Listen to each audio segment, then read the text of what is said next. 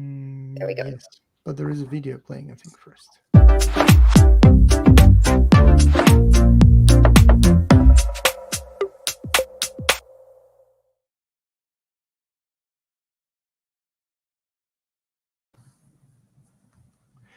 All right, I think we will. It's time to get started.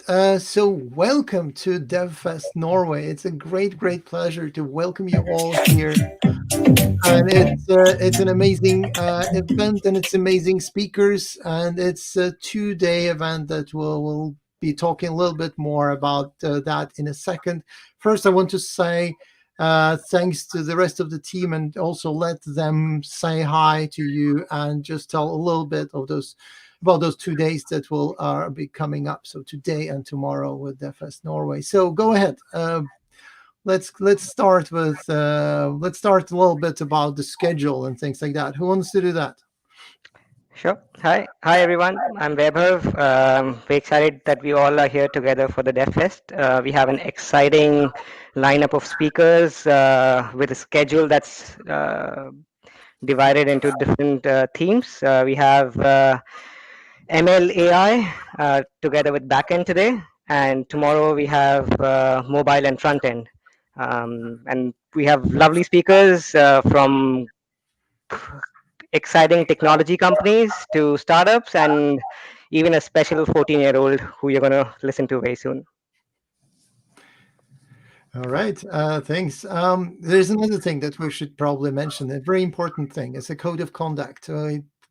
Can someone say a few words about that as well? You're on mute, Sarah, and we're not. Yes, we have we have a code of conduct. It's basically be nice to each other and stay on topic.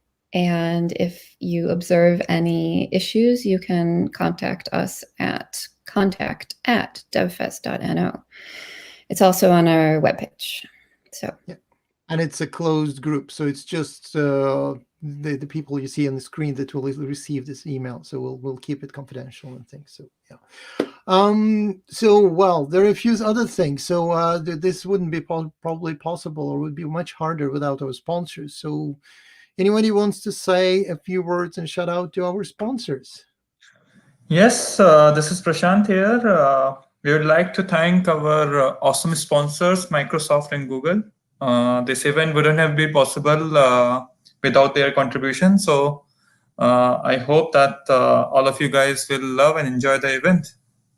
Thank you. Thank you very much. Thank you. And then we also have Avin and Majid as well from the team. So the other thing that probably worth mentioning is that all of us are, well, at least most of us are belonging to different GDG groups here in Norway. So we are from all over the country, really brought together with by the magic of the video and internet. Bringing this thing to you, to like people from all the other internets, all the other places on the internet, or places, geographical places. Anyway, so I think it's also one last thing is to say thank you all for joining us today, and thank you to this amazing team for making it possible, but also thank you a lot to the speakers for this amazing content that they will be delivering during the next 2 days. I think now it's about time to go over to our first speaker, and a very special speaker, I think. The first speaker is going to be Celine Örnek, and well, we already mentioned a little bit. She's probably the youngest speaker that we'll be having this year as well, and it's we're super excited to have you here, Celine, and we're looking forward to your talk about the robots and how you build things and how you make things happen. So I guess the stage is yours. Take it away. We'll have a quick screen change, I guess, now in a second, and we'll see your slides and your webcam feed.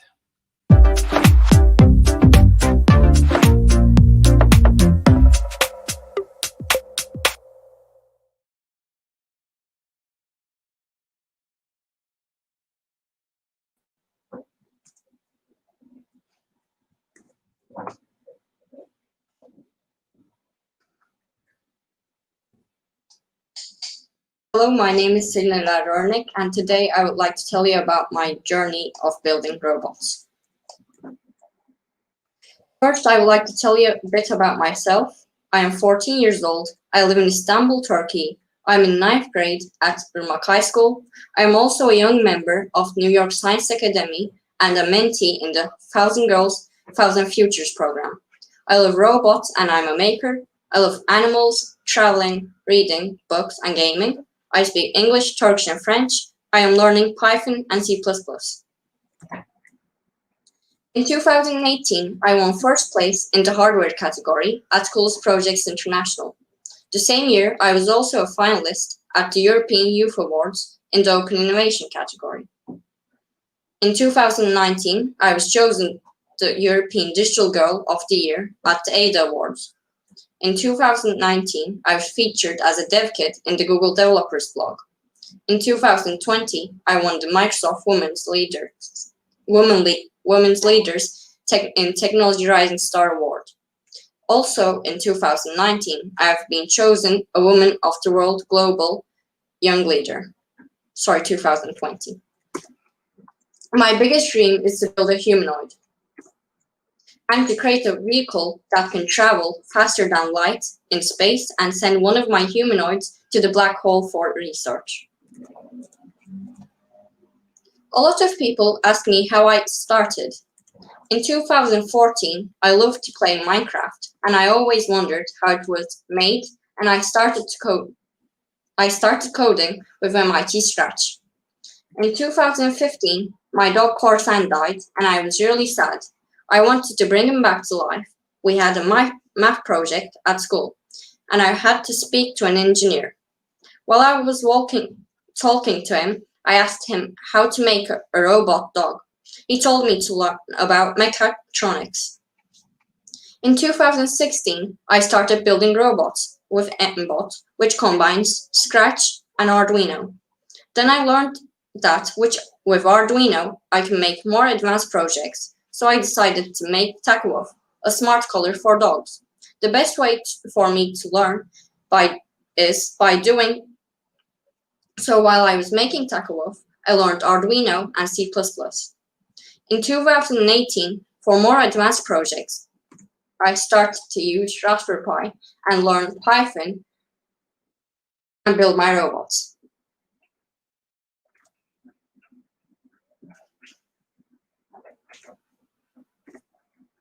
I love dogs, so my first project was a smart collar for dogs.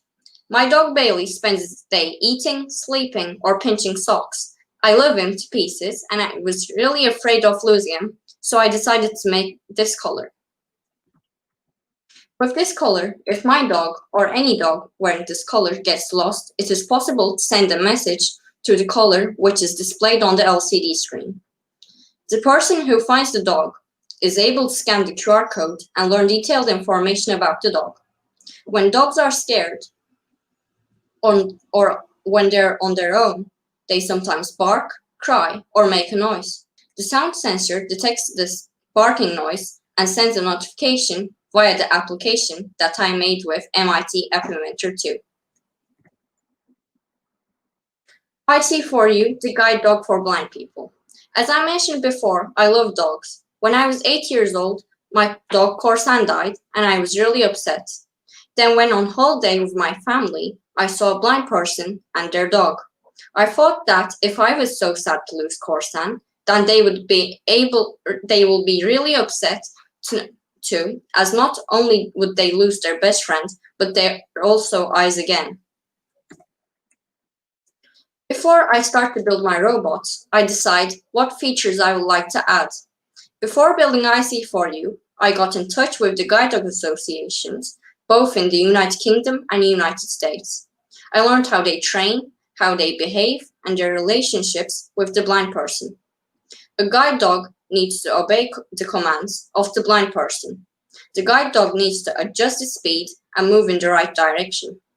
They have a sense of location and locations that they visit frequently, but they don't have this when they go to a location for the first time.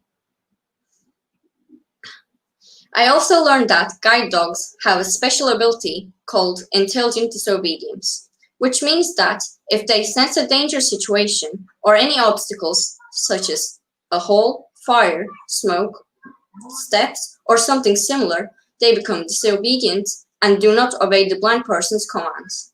Instead, they take action accordingly and autonomously.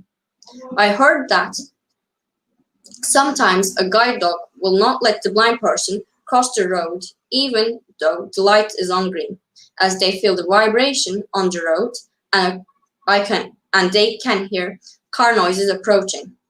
I was fascinated to add this feature to my robot, but it was a little too advanced for me, so I decided to add sensors instead. In version 1 of IC4U, the IC4U can detect situations with the help of the sensors and warn the blind person. I also learned that blind people can use their mobile phones with voice commands. I also saw this as an opportunity to integrate this feature by building an application.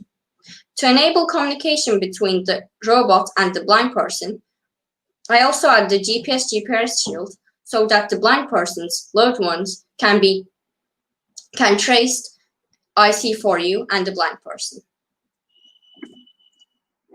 IC4U and I won the first place in the hardware category at Coolest Projects International 2018. I received my award from the founders of Raspberry Pi, Eben Upton and Pete Lowndes. I was really happy and I wanted to make a more advanced version, so I started to build IC4U too. If you remember, I spoke about intelligent disobedience and how I didn't have the skills, so I did sensors to the first version. However, I learned that if I moved on to Raspberry Pi and learned to code in Python, I would be able to use artificial intelligence in order to add features that are similar to those in intelligent disobedience. In this version, instead of using a mobile application with the help of Google Voice Chat and Google Assistant API, the blind person can give a command directly to the robot. IC4U2 understands the commands stop, slow down, and go forward, go backwards, turn left, and turn right. I have also added sit, stand down commands. I have to admit that building these joints with servos took nearly as much as building the robot. This code, which allows the blind person to give the voice commands to IC4U2. In this section of the code, Google Assistant is activated and it waits for the user to say, OK Google. If the user says OK Google and the command, it joins the void and the code in that void with the following command.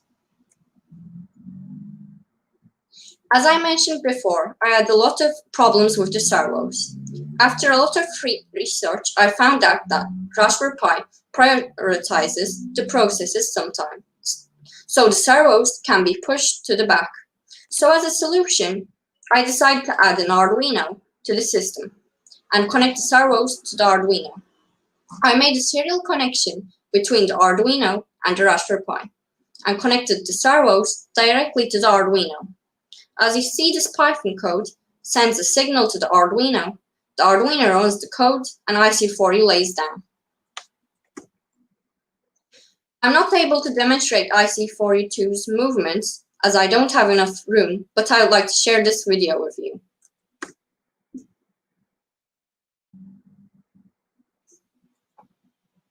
Okay, Google. Go.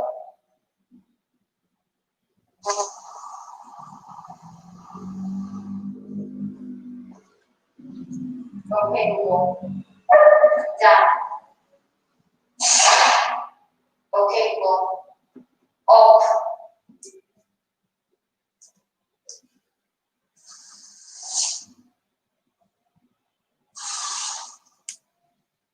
Okay, Google. Back.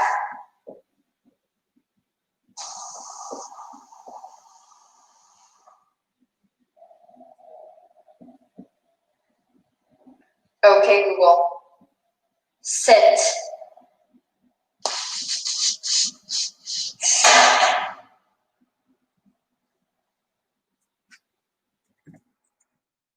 I replaced the ultrasonic sensor with a camera.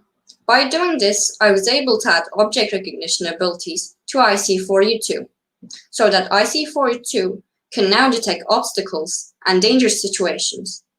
I used TensorFlow and OpenCV libraries and added MS COCO dataset for object recognition. In order for IC4 not to get confused by all the objects and surroundings, I added this dark blue frame, and IC4U2 detects the objects within the frame. If IC4U2 sees a stop sign, it warns the blind person that it has seen a stop sign and that it has stopped for the blind person's safety. I have also added a conversation mode to IC4U2 by using Dialogflow. So with the help of Google Assistant API, the blind person can make a conversation with IC4U2. These are some of the phrases that I thought maybe the blind person would like to ask. I have trained IC4U2 to choose one of these responses randomly. I'm also developing this feature so that I can train IC4U2 to respond to more phrases. I must admit that training IC4U2 is a lot easier than training my own dog, Bailey.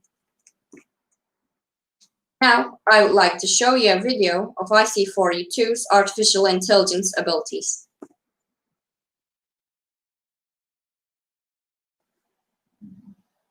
Talk to IC4U.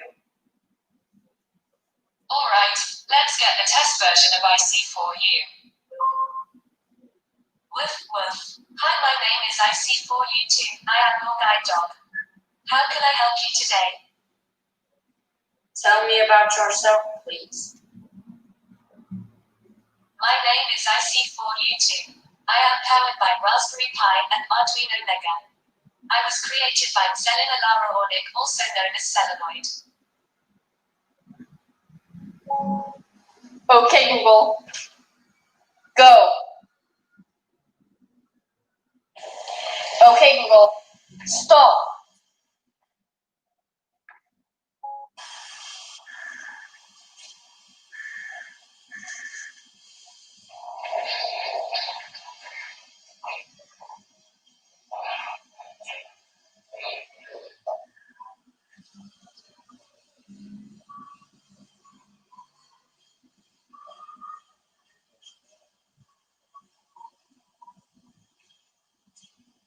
I see a stop sign.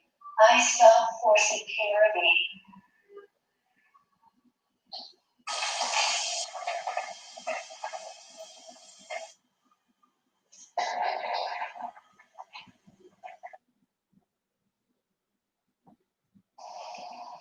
There is a chair in our way. Let's go round it. Okay, Google. Down.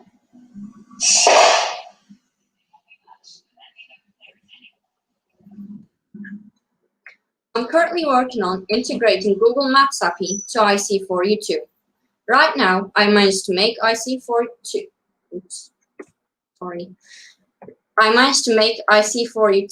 to pull the directions data from the Google Maps and read them out loud to the blind person.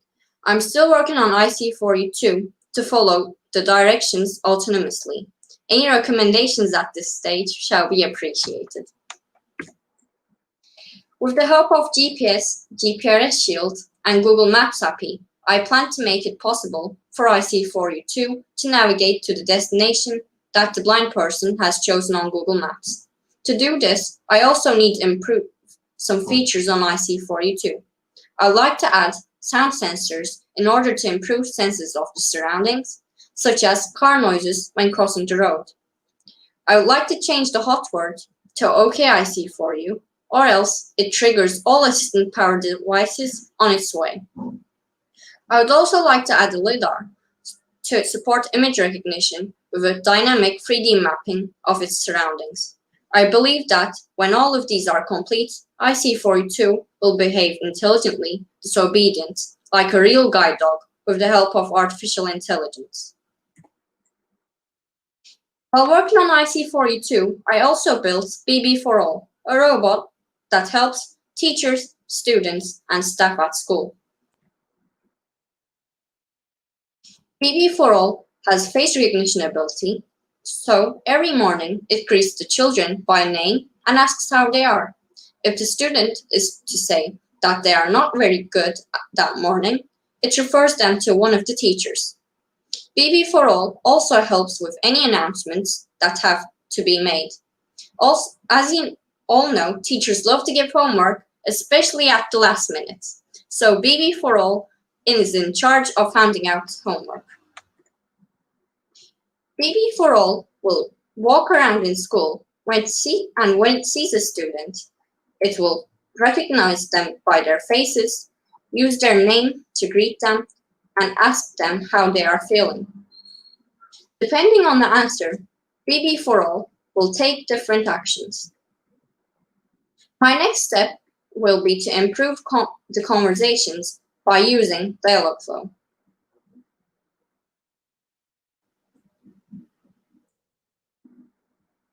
One of the main features of BB4All is to prevent bullying.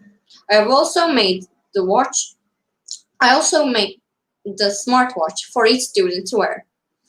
The watch is equipped with a pulse sensor, panic button, and an eye beacon. If the student's heart rate suddenly increases or they press the panic button, the eye beacon sends the signal to the gateways, and BB4All can track the student through the gateways. I believe that as BB4All is equipped with both face recognition and audio recording, this should be enough to prevent bullying. Now, I would like to introduce you to BB4All. Okay, Google. I'm fine, thank you. Great to hear. Hi, Norway.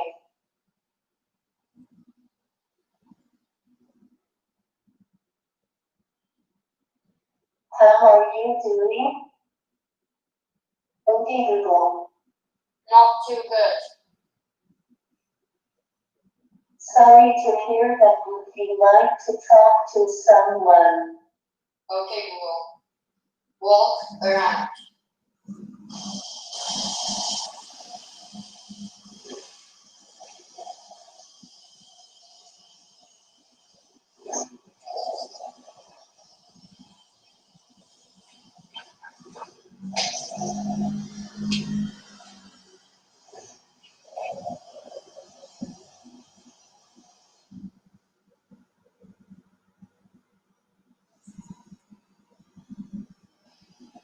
Okay, Google. How is the weather like in Istanbul? Currently in Istanbul, it's 17 degrees with showers. Today, there will be scattered showers with a forecast high of 18 and a low of 12. Okay, Google. Can you tell me about the solar system? According to Wikipedia, the solar system is the gravitationally bound planetary system of the Sun and the object that orbits it either directly or indirectly. Okay, Google. And Hutchmet the Android. I first met Android at Google HQ in Dublin, then at Googleplex. As I really like Android, I decided I want to build an Android robot. Last year, I met Matt Britton during his visit to Istanbul. I asked him if anyone had ever built an Android robot, and he said that they were few, but also said, why don't you build one? So I did. İlker abi from Google named him Hashmet at GDG Devfest in Turkey last year. I can control Android from my phone, and he moves according to the button. Hutchmet also has face recognition. First, it creates a variable with my face, image, then puts the variable in a list. In another list, it combines my name and the other variable. If Android recognizes my face, Android gives me a special message. I am a big fan of Star Wars, so I made Dio from the last Star Wars movie. This was my first robot that had one wheel. I am still learning and I learn something new every day. I would like to thank all my mentors for helping and supporting me. Thank you for listening to me. Please follow me on my social media accounts and don't forget to subscribe to my YouTube channel.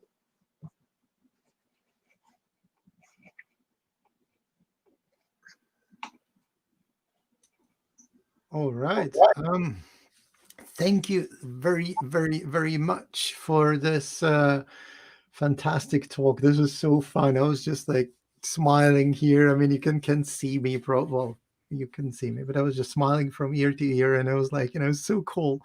It's really, really nice. And I asked people to, or well, several of us asked people to ask questions. And while you're watching this stream, please feel free to type any questions. You can use YouTube chat, and you can use also, if you're on the GDG platform, you can use that one as well. I think I'll go with a question, if you don't mind. How long does it take you to build all those things? I mean, it must be a little bit time consuming, I guess, but I mean, it sounds like you're having so much fun doing that. Well, it can take, like, IC42 is at its second year. I'm still building and making it new. IC41 took like 7 months, and Wow. then I ended it.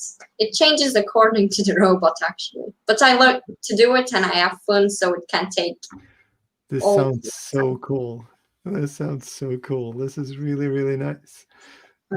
This is so great project. I see in the chat people are just commenting that and saying kind of the same thing. It's a great project, and well, you can see that, I guess, as well. Oh, there is a question. Perfect.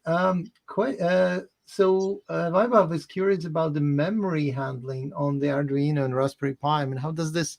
Have you experienced any issues with that? Like, especially when you said that you're using C++ and things. I mean, you have to do some extra things to be able to handle the memories and, like, memory leaks and things. I don't know. Have you experienced any issues with that? No, I haven't actually. Oh, that's good. That's good.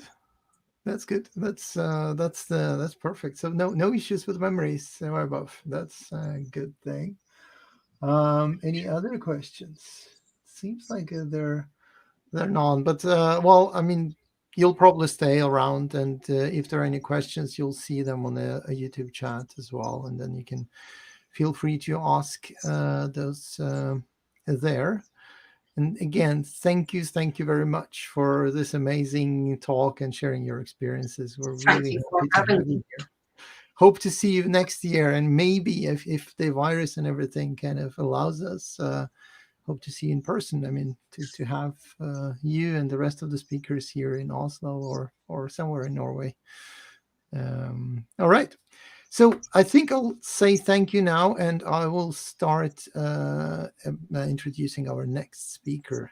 So thanks again. Thank you very much. Thank you. Have a nice day. You too.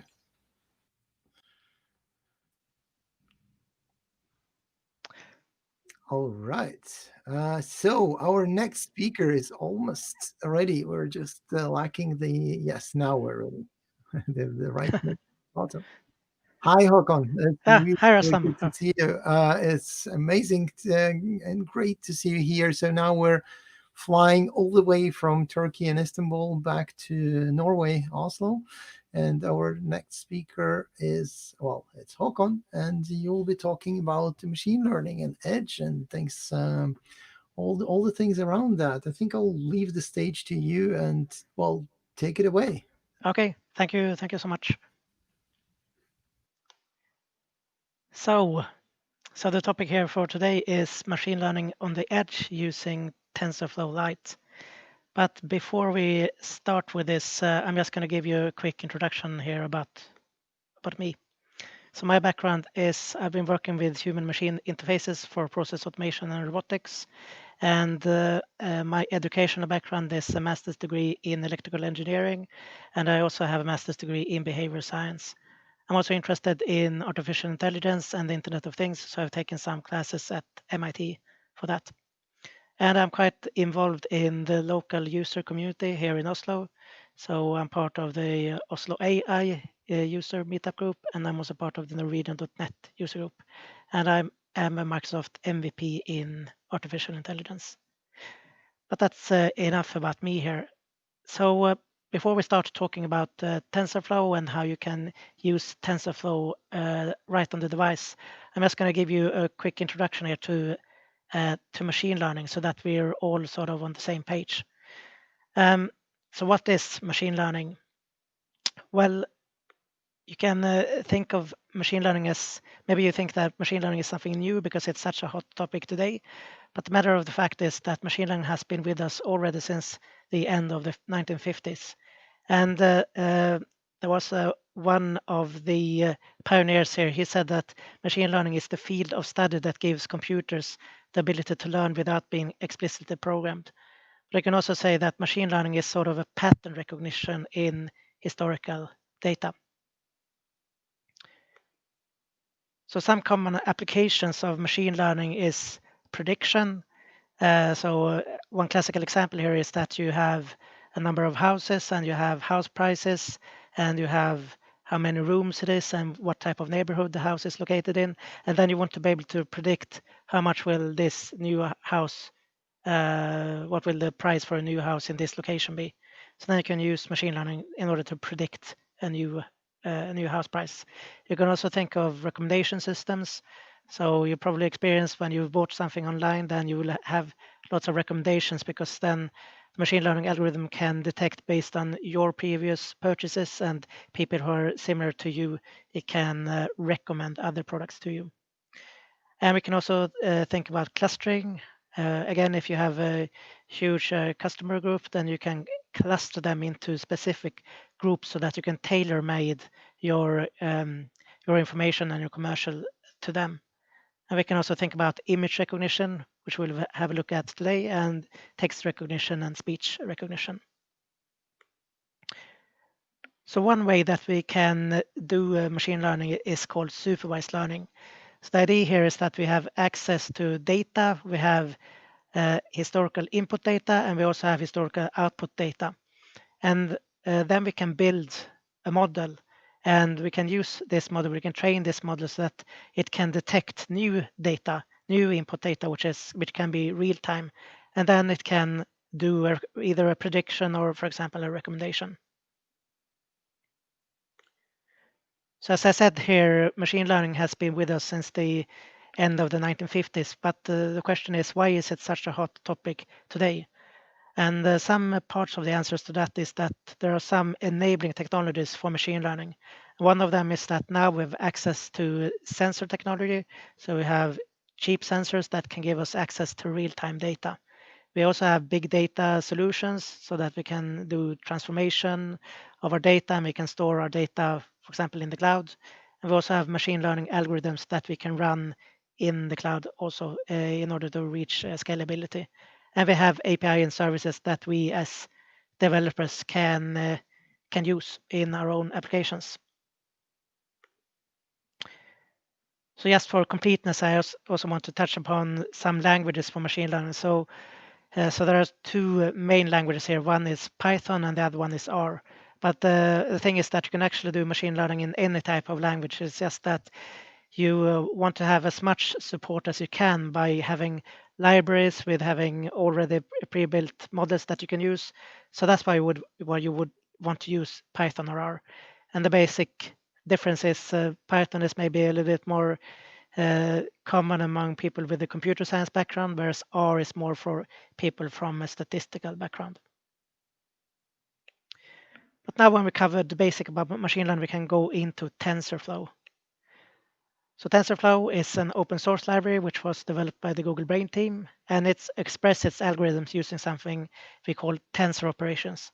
So I will show you what is a tensor quite soon. But one of the big things with TensorFlow is that it supports distributed computing.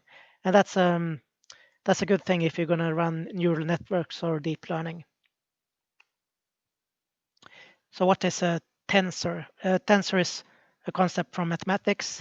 So you can distinguish between different kind of units here. One is a scalar, which is like a real-time number, and one is a vector, which is a collection of numbers, and then you can have a matrix, which is like a two-dimensional collection of numbers. But you can also have something that we call a tensor. So a tensor is just a collection where you can have either scalars, vectors, or matrices.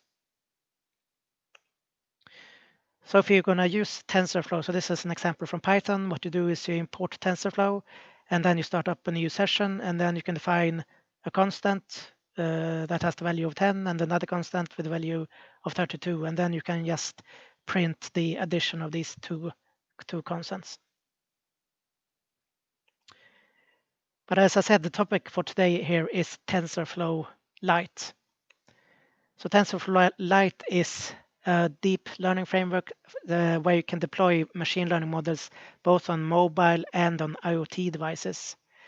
TensorFlow Lite has been, scaled down so that it's much more efficient and can run with lower CPUs and less memory. And TensorFlow Lite consists of two main components here. One is called an interpretator. So the interpretator, it runs and optimizes models on different hardware. So it can be either on your mobile phone, it can be on an embedded Linux machine like Raspberry Pi, or it can be on microcontrollers. And the second component is called a converter.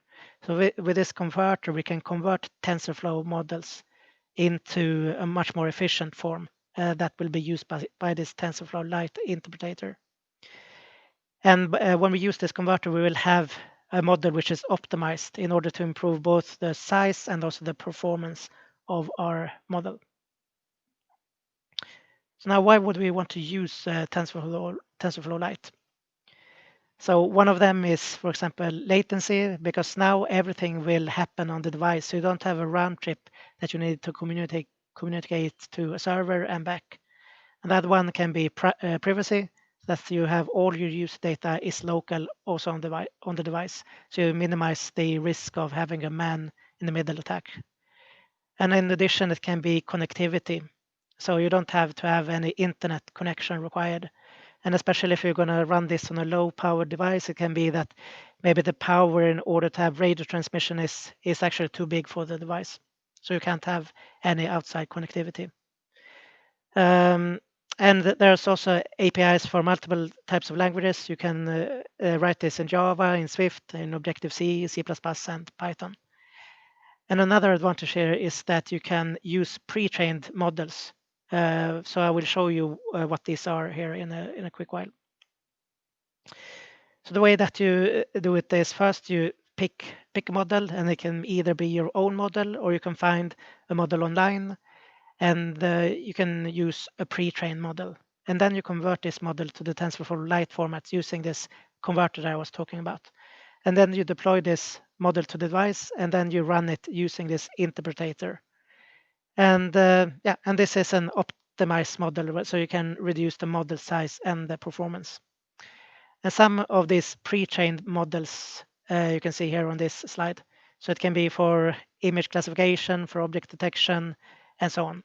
So this also means that you can get really quickly up to speed if you want to do a proof of concept, or if you just want to try out a new concept.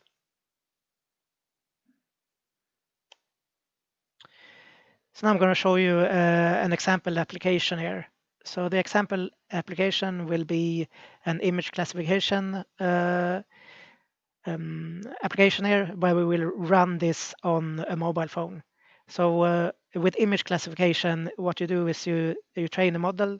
So you have a model which is fed with images, and also a label which says what is in this image.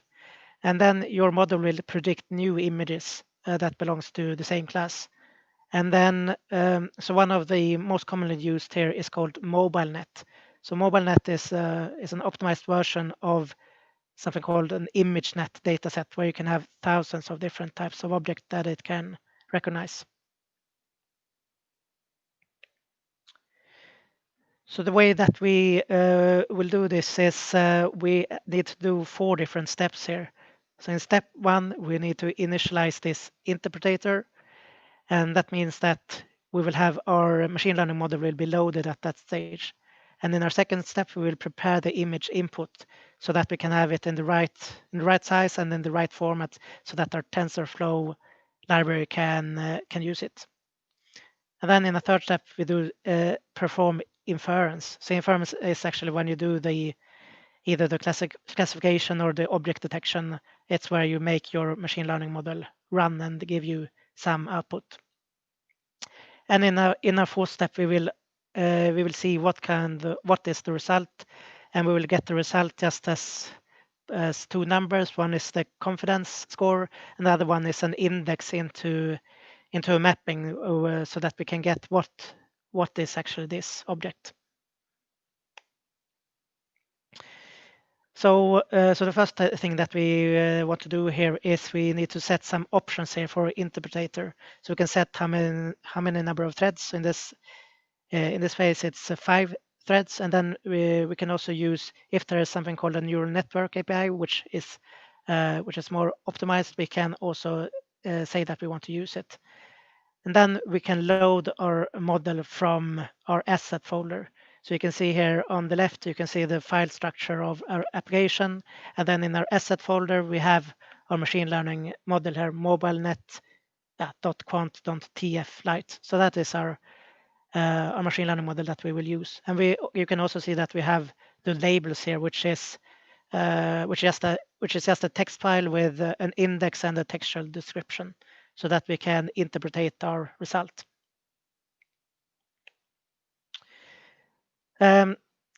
So the first thing that we do is we load our model and we read it into a file input stream, and we set some parameters here, and we also need to load our label list.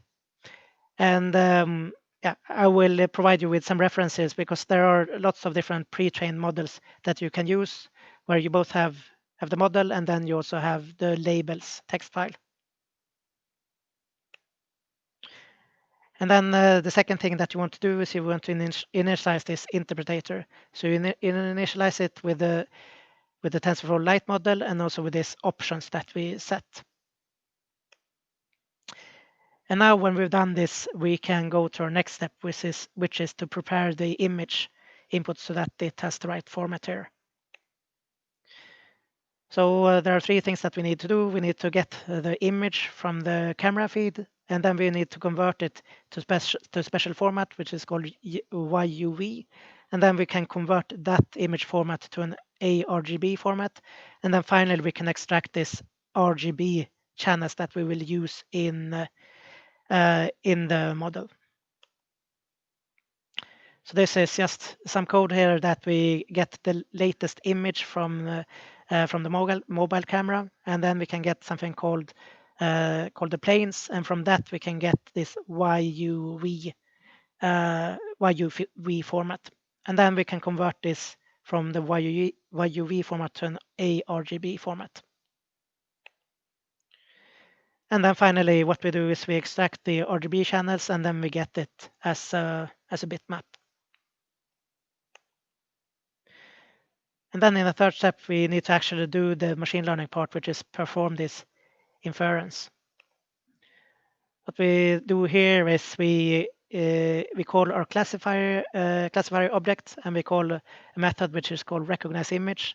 And in that recognize image function, we are calling this interpreter. So we call interpreter.run with this image that we have, and then the second parameter is a result array, so that it can give us back what is the result, or what kind of object has it detected, and then we just return back this result. Yeah. So and then the last step is that we can get the result, and then we can just do this mapping from, or we just look into our labels text file, and then we can see what is the mapping between the index that our machine learning model has detected and what is the textual description of that image. Yeah, so that is basically what we do here. So then we get the results, and then we put it out here on both with the text name and also what is the confidence level of our detection. So this is what it looks like here on a mobile. So you can see here that it detects that this is a banana with some confidence interval, and then you can also see that it detected that this was a pomegranate, even though this is an apple. So it's not, totally error free. But this is an example that shows you that there's not so much code which is related to machine learning that you need to do in order to use machine learning on your device. So it's a nice thing that we can be able to detect if we have an apple or a banana. But the question is, well, what can we actually use this? What is a more useful use case for this? So then I would like to present you with an application here called Nuru. So here the situation here is that in Tanzania there's a big problem for the farmers because they are very dependent on the crop. So the farmers know that even if they have a very bad crop, they can always rely on the cassava plant to feed them. So it's really important to get healthy cassava plants. And one thing which is important is to be able to identify different types of disease on the cassava plant. So you can do that by studying the leaves on the plant. So there has been some researchers from the Plant Village at the Penn State University and also from the International Institute of Tropical Agriculture. So what they developed a mobile app using TensorFlow. So they call it Neuro, which is Swahili for light. So that means that with using this app, they can actually see the disease. So as we can see in this picture, I don't know how clear it is, but on the last picture, you can see that it's actually detecting if it has a disease or not. So the way that they did this was they collected 5,000 high-quality image so that they could see when this cassava plant had a disease or not. And I also recommend you to have a look at their YouTube video to get more information about that. But as I said in the beginning here, TensorFlow Lite is not only for mobile devices. You can also use it for microcontrollers, for example. So this is an example from last year. So this is a microcontroller called SparkFun Edge. So it has only 384 kilobyte RAM and 1 megabyte flash. And it has a very low power usage. It's in the low single digit power usage. And what you can use this for is, for example, for speech detection. So with speech detection, then you don't need as much memory as you need to have for image detection, for example. So then it's enough to have a 20K model. And if you run this, it can run with using less than 100K RAM and 80K flash.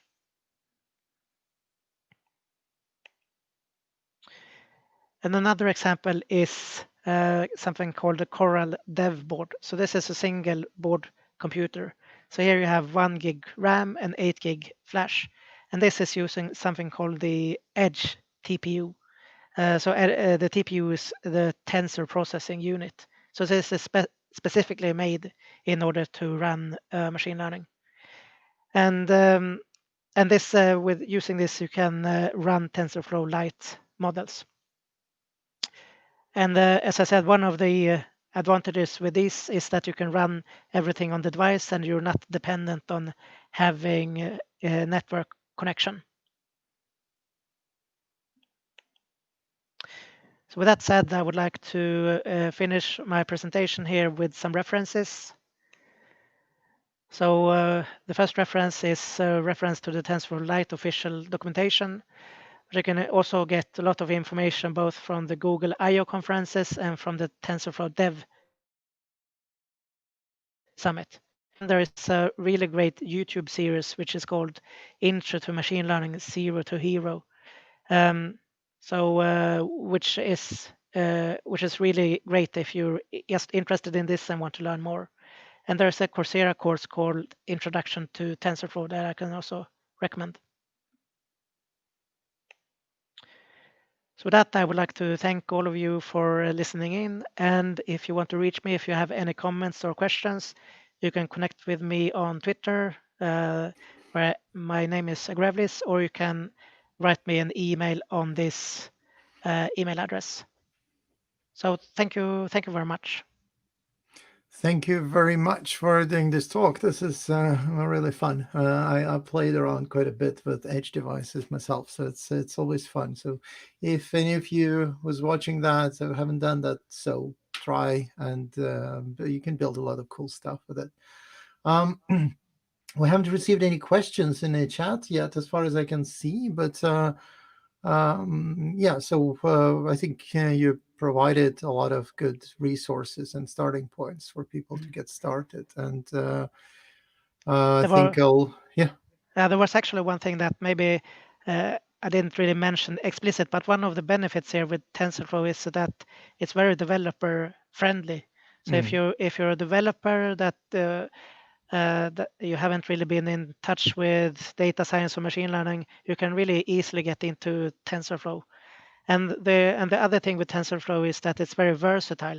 So you can both run it as a Python library, and you can run it actually in your browser by using TensorFlow.js, which is a JavaScript framework, or you can run it natively with TensorFlow like that I just described here. So it's I think if you want to start learning machine learning and start out with the framework, TensorFlow is really a good candidate. Yeah, that is true. And it's also quite fun. You get to see the results relatively fast, so that's quite fun thing to do. With that, I think I will say thank you again, and thanks a lot for coming and for doing this talk. And let's see, let's do the quick last check if there is any questions. I cannot see any questions, so I guess we'll advise people to ping you on social media or here in chat if they come up with some questions and want some things answered. Thank you again for doing this talk, and thank you for joining us. It's been really great pleasure having you. Yeah, thank you so much for having me.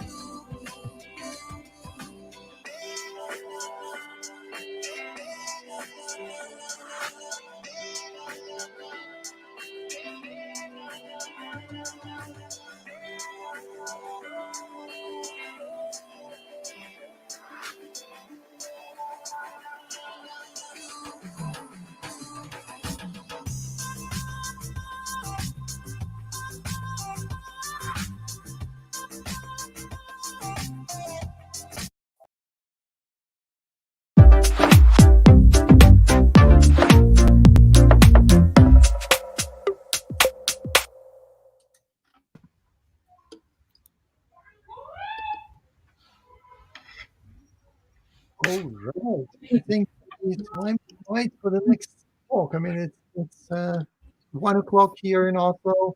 It's probably different.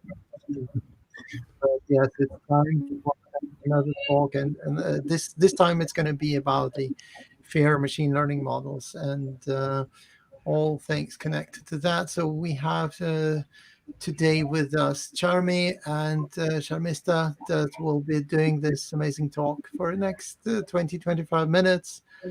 I'll leave the stage to you to present yourself, to present your topic, and well, take it away whenever you're ready.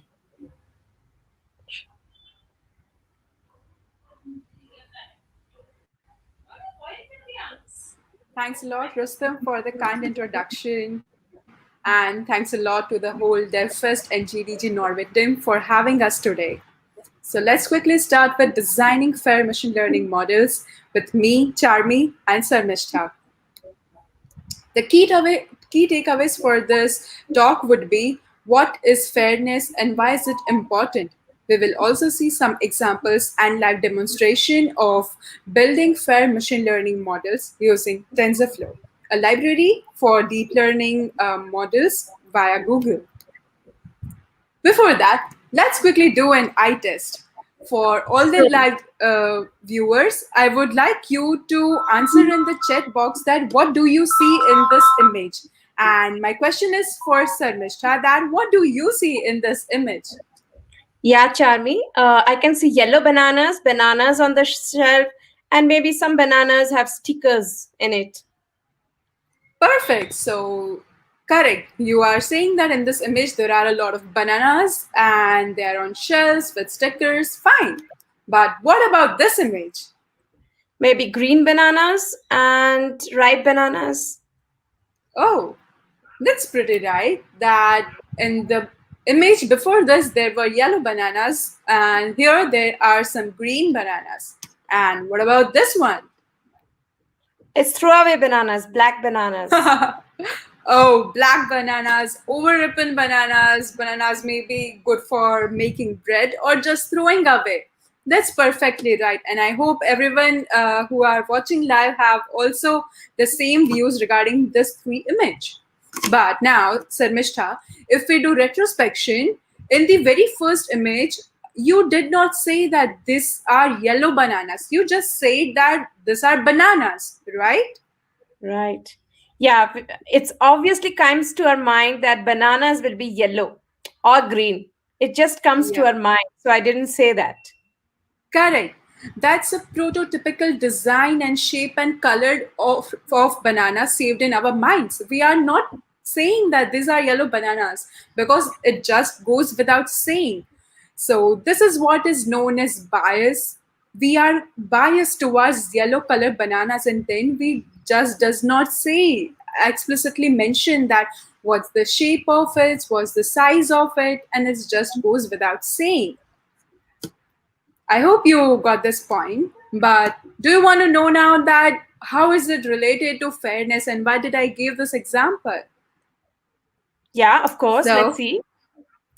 Let's see that what is fairness. So, when your model outputs a result, we build machine learning models to get great accuracy. For that, we feed some input data, and then in the output end, we expect some results. It can be classification model, regression model, forecasting model, or so on. But we assume that the model will perform the way we have fed the data, and it would try to get the patterns out of the data. But when your model become very sensitive to some of the variables, those variables can be the gender, ethnicity, sexual orientation, or disability of a person. And then based on these variables, your model become biased. It sometimes give results very different for one gender versus different for other genders. That is exactly which is known as fairness, when your results are independent with a given variable, especially when they are sensitive variables. So I hope you got my point now. So, Charmi, I have a question.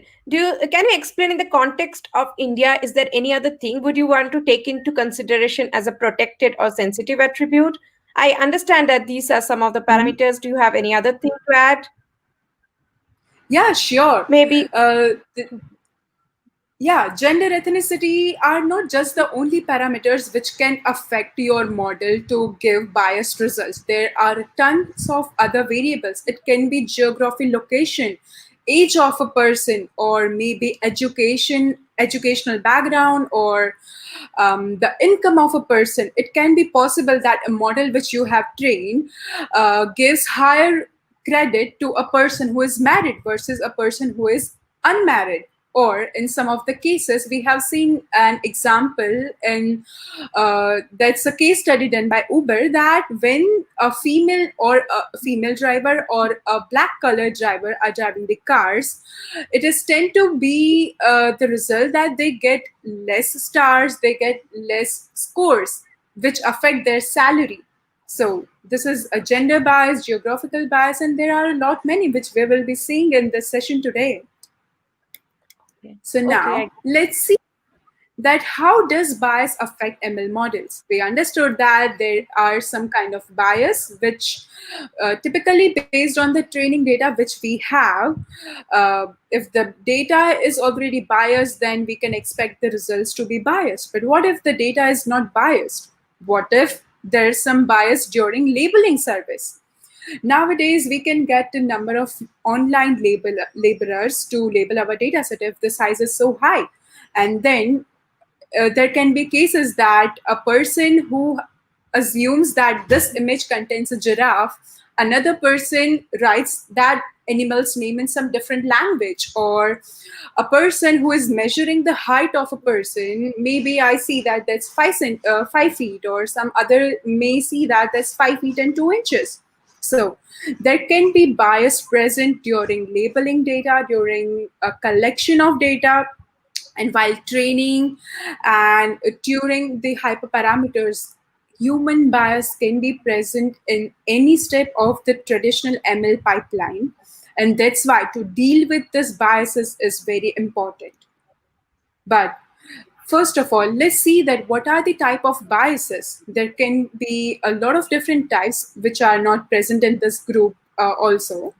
But if you just see at this image, you can see in the first three images, there is a girl wearing white gown and a man wearing a suit or a white color robe. And that's why the model is predicted that this is some ceremony, wedding. There are bride and groom in this image. Whereas in the fourth image, they are also bride and groom from some another country. But here, the model predicts that these are just people, they are just person. It is unable to understand that this is also a wedding ceremony with some different background and with some different clothes. This is the one example of bias. There can be a lot of other bias while aggregating the data. For example, if you are asked to fill up a public survey that how you found the Devfest Norway 2020. If you have loved the event, if you have loved all the sessions, or if you just hated the session of hours, or you hated the online streaming of all the sessions, it is highly likely that you would fill up that survey. But if you have neutral opinion about an event or about a book which you purchased online or about a phone which you recently bought, if you have a neutral opinion, it is less likely that you would go to that e-commerce site and fill up a survey versus if you just love the product or you have to fill up some complaint, you would fill up a survey. So here, the data set which we have is completely biased. It has the extreme level of negative comments and it has extreme level of positive comments. But the neutral comments are just not there. That's why it is an example of reporting bias. And some other examples are of selection bias. When you are conducting a survey, you are calling a couple of people who have recently bought your product. But then you are not calling the person who visited your website, who looked for that mobile phone, but then thought that maybe this feature is not good or this specification is not good, and that's why they moved to some different company's phone. So in this case, to have a proper and fair system, you should have a fair data, and that can only be get if you call the person who are not buying your products, and then you can understand from their comments that what are the reasons they are not liking your product, and then you may develop the product that way that most of the people would like. So when you do a survey with one group and you just throw away the other group, there are chances that your model would be biased. But how bias in AI system affect the domains? All the websites which we use, all the applications which we use, most of them are having inherent ML and TL models in them. And I guess we don't really find many bugs or biased results in that. If you go to some online streaming platform for movies recommendation, you may find that all the recommendations that platform is giving or all the results which Google search is giving to you are just perfect and as per your expectation. But it is not the case all the time. So, Sarmishta, have you ever seen such bias in various domains in healthcare, hiring, finance, law, education, or fashion? Have you ever been noticed? Would you like to share that? Yeah, some of these things, let me share. The first comes in my mind is hiring. We have seen results that whenever resumes names are like not revealed, it is likely that men and women get an equal opportunity to give the interview. Whereas, as you see in the data set below, the woman has an brand strategist. She has an experience of 20 years, but still she's being ranked as 10. So there is an unconscious bias amongst people while hiring women, that they are not taken at the first opportunity. And I also see some kind, like in healthcare, like if you scan images and which have a skin disease, say, and if you scan and have the training image data set which is of fairer skin, then you won't notice that skin cancer or a skin disease in black pain. So that has been a problem with the data set. So, Chanvi, do you want to explain finance or law? Yeah, absolutely. We are now having such applications in different domains which are generating biased results, which are affecting a lot of different people. If I give you, first of all, the example of fashion, we are in the 21st century, which now we have understand that beauty is from within. Having a fair skin or a right figure or zero sized figure is not the true beauty. We understand that having each different kind of shapes and sizes, okay, but the AI based applications which we use, like photo editing apps, have you ever noticed that whenever you click on the enhance image button, most of the times it changes the tone of your skin color? So those applications are giving us biased results, that if you are having Asian skin or black color skin, it would try to make it whiter. That is also one of the bias. In finance, there is one survey done by PwC that whenever they try to give credit to their customers, the AI systems generates biased result is having various parameters such as what's the geography of the person based on the education level and based on the financial condition. So the credits which we get on our cards or our accounts is also having biased results based on some sensitive parameters, and such results has been in education and law and most of other different kind of domains as well, when the black people are considered to be having done some kind of crime as compared to white people. The model would mostly likely is able to tell that if a person is black, it would have done the crime with more than 50% of accuracy. So these are all the points which we need to perfectly build in our model so as for the benefit of everyone. And one more example, that the data we collect, the products which we build are just not built for everyone. In US, the This is a survey which tells that 47% of the chances of a female driver is higher to being injured in an accident, because those cars are just not built for the female drivers. They are not being tested on the female body types while doing the crash test. So the bias can be while collecting data, labeling data, or building the whole product or model as well.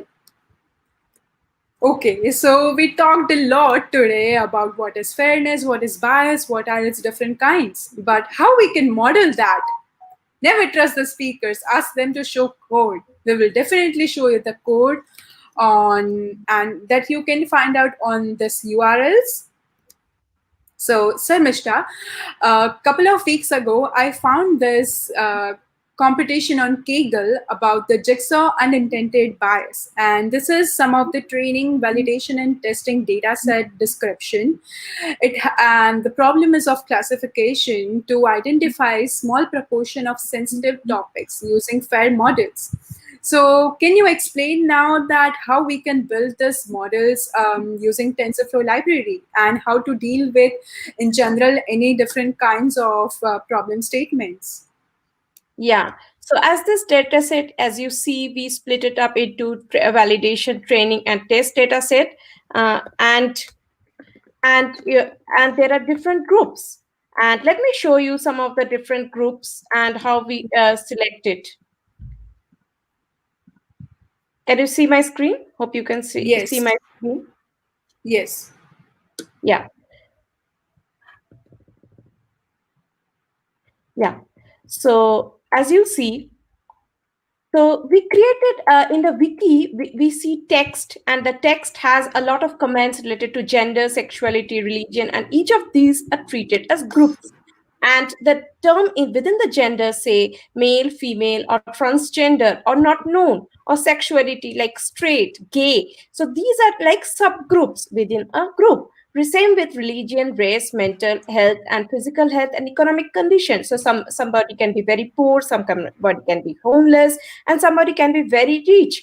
So these of some of these terms are found in wiki to be present very less.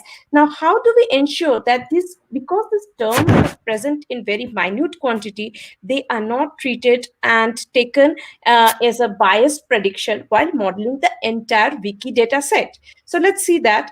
So we use a kind of TensorFlow library, which is called the TensorFlow Constraint Optimization. You can see my screen. We import it as TensorFlow Constraint Optimization as TFCO. And inside it, it uses proxy Lagrangian optimizer. What does that do is it can add constraints on false positives, and false negatives, and also on our custom conditions, like on group false positive, like we have showed you in the previous slide, that what are the groups. So in each of the groups, we can add that this particular group, I don't want my false positive or false negatives to exceed a particular threshold. And this Lagrangian optimizer proxy that is developed by and written the paper I've cited is it allows you to add non-convex and non-differentiable constraints, which allows us to determine m+1 deterministic solutions with m constraints. So why these are so fancy terms? Because if you see, the previously we had Lagrangian optimizer, and that cannot converge in non-convex solutions, and with the good convergence results and with a fair model by adding constraints. And with this proxy Lagrangian optimizer, we have been able to do that. We have been able to optimize stochastic gradient descent by adding different kinds of constraints and yield us more accurate and unbiased model. But one more thing I want to state it here, that accuracy and fairness comes as a compromise of each other. So in order to have a more fairer model, you will have to compromise a bit on accuracy, and it is vice versa. Now, the TensorFlow constraint optimizer is still a limitation of it. It doesn't support multi-class. So we will try to show you a binary class classification. So here you see what we have tried to optimize is on the different subgroup terms of mental illness, and the subgroup proportion is here it is stated, and the label proportions are also stated. Label proportion means that corresponding to the entire data set, how much it is present, and subgroup within the group, what is this proportion. And what we try to address here is we try to minimize the overall false positive rates and the false positive rates of a subgroup. So subgroup can be here mental health, it can be sexuality, or whatever, or like economic condition, or vice, or all the terms what we have talked about. So we try to minimize half of the max of the overall false positive plus and the false positive rate of the subgroup plus the half of the max of the overall false negatives, as well as the false positive name of the individual subgroup. And you can see in the right hand side of the code, we do that. The FPR, FNR are there, and we try to optimize them, and we try to keep it 50% of them with the rate minimization, and that rate minimization problem that we define, we pass it on to the Lagrangian optimizer, and we have on the model robust. That model I will show you with code on the Jupyter notebook. That robust model can be CNN, LSTM, or anything. Since we have done on this on a wiki text document, you will see that this kind of thing, optimization, or this kind of fair model designing is more useful when you try to analyze review comments, sentiment analysis, and then you try to be a fairer model. The sentiment prediction have been fairer. So you see, these are the different comparative analysis. You will get the code in the GitHub. So this is by LSTM. You see that the false positive rate and the false negative rate have been diminished. The FPR has been specially diminished, but it has come at the rate of the accuracy. The original model has 95%, almost 93% to 95% of accuracy, but which has come down because we have added constraints. Same with CNN and same with BERT model. So we have also been able to integrate BERT model, but the BERT model results have been, because it changed so much time, we have tried with a smaller data set. Now let me go to the Jupyter notebook and show you all this. And I just want to tell you the importance of this constraint adding, because it has, as Sundar Pichai has come, and AI regulations have come up from Google and different software giants, that we have to be fair in terms of marketplace, legal, social responsibility, and as well as it is a business requirement to design fair model. And let's look at the code now, the Jupyter notebook. Yeah. So I hope you can see my screen, and I have already covered this one. How do we add the constraint? And there we add the batch shape. This is the batch shape, and this is the tensor, feature tensor. What are the features we are going to take? And this is the label tensor. Like, we have different labels because we have different subgroups, and each subgroup has a label. And then we select this is very customized code. Google Colab also has some part of the code, but it has not integrated with so many models. So you can look at GitHub. So CNN, you want to build a CNN model, or you want to build an LSTM model. You see all these results are there. So this is 93% and 93% almost accuracy. This is, we have done only with false positive. Now we try to, this result is only with false positive. And this one, the next one is with a robust model, where we use the subgroups as well as the overall population while doing that. And here this piece of code is we try to bound it by 50%, the upper and the lower bound of the false positive and false negatives. And we try to, and how do we do that? We take a record of the time. It takes a lot of time to do that. And while we do in terms of 2 mini batches. So if you have familiar to deep learning, you know that the concept of mini batch. And why we do with 2 mini batches, because if you take some of the subgroups, it is very sparse. Some of these, like terms like gay, like lesbian, these terms are very sparse. So we try to have one overall population, take the 1 mini batch from the overall population and 1 from the subgroup, so that we have a more number of instances of what we are trying to avoid the bias of it. And then we do it passes down, and the text train, labels, and the group train. We have seen how we have to find the group one. I will show you once that the label. And once you do that,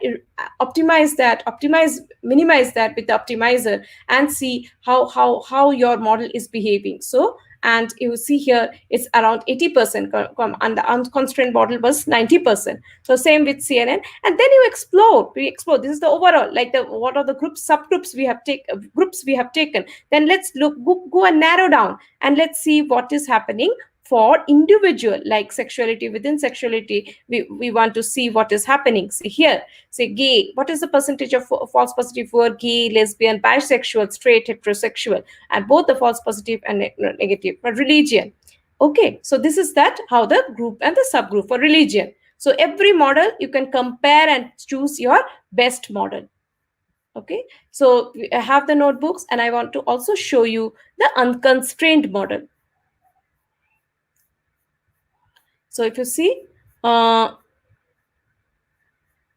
this is the unconstrained model. So you see 93.459%, and we have not done any constraint. So this is very less. The false positive rate is very less. False negative rate is very high. Now we have to add constraint and show it that how we can keep a balance between each other. Whatever is the balance factor that you can decide. And here you see that when we have done first one, we can plot the matrices, plot this individual subgroups, individual groups, and see what are the overall false positive and false negative. And I would also want to add that you can you're not constrained by this.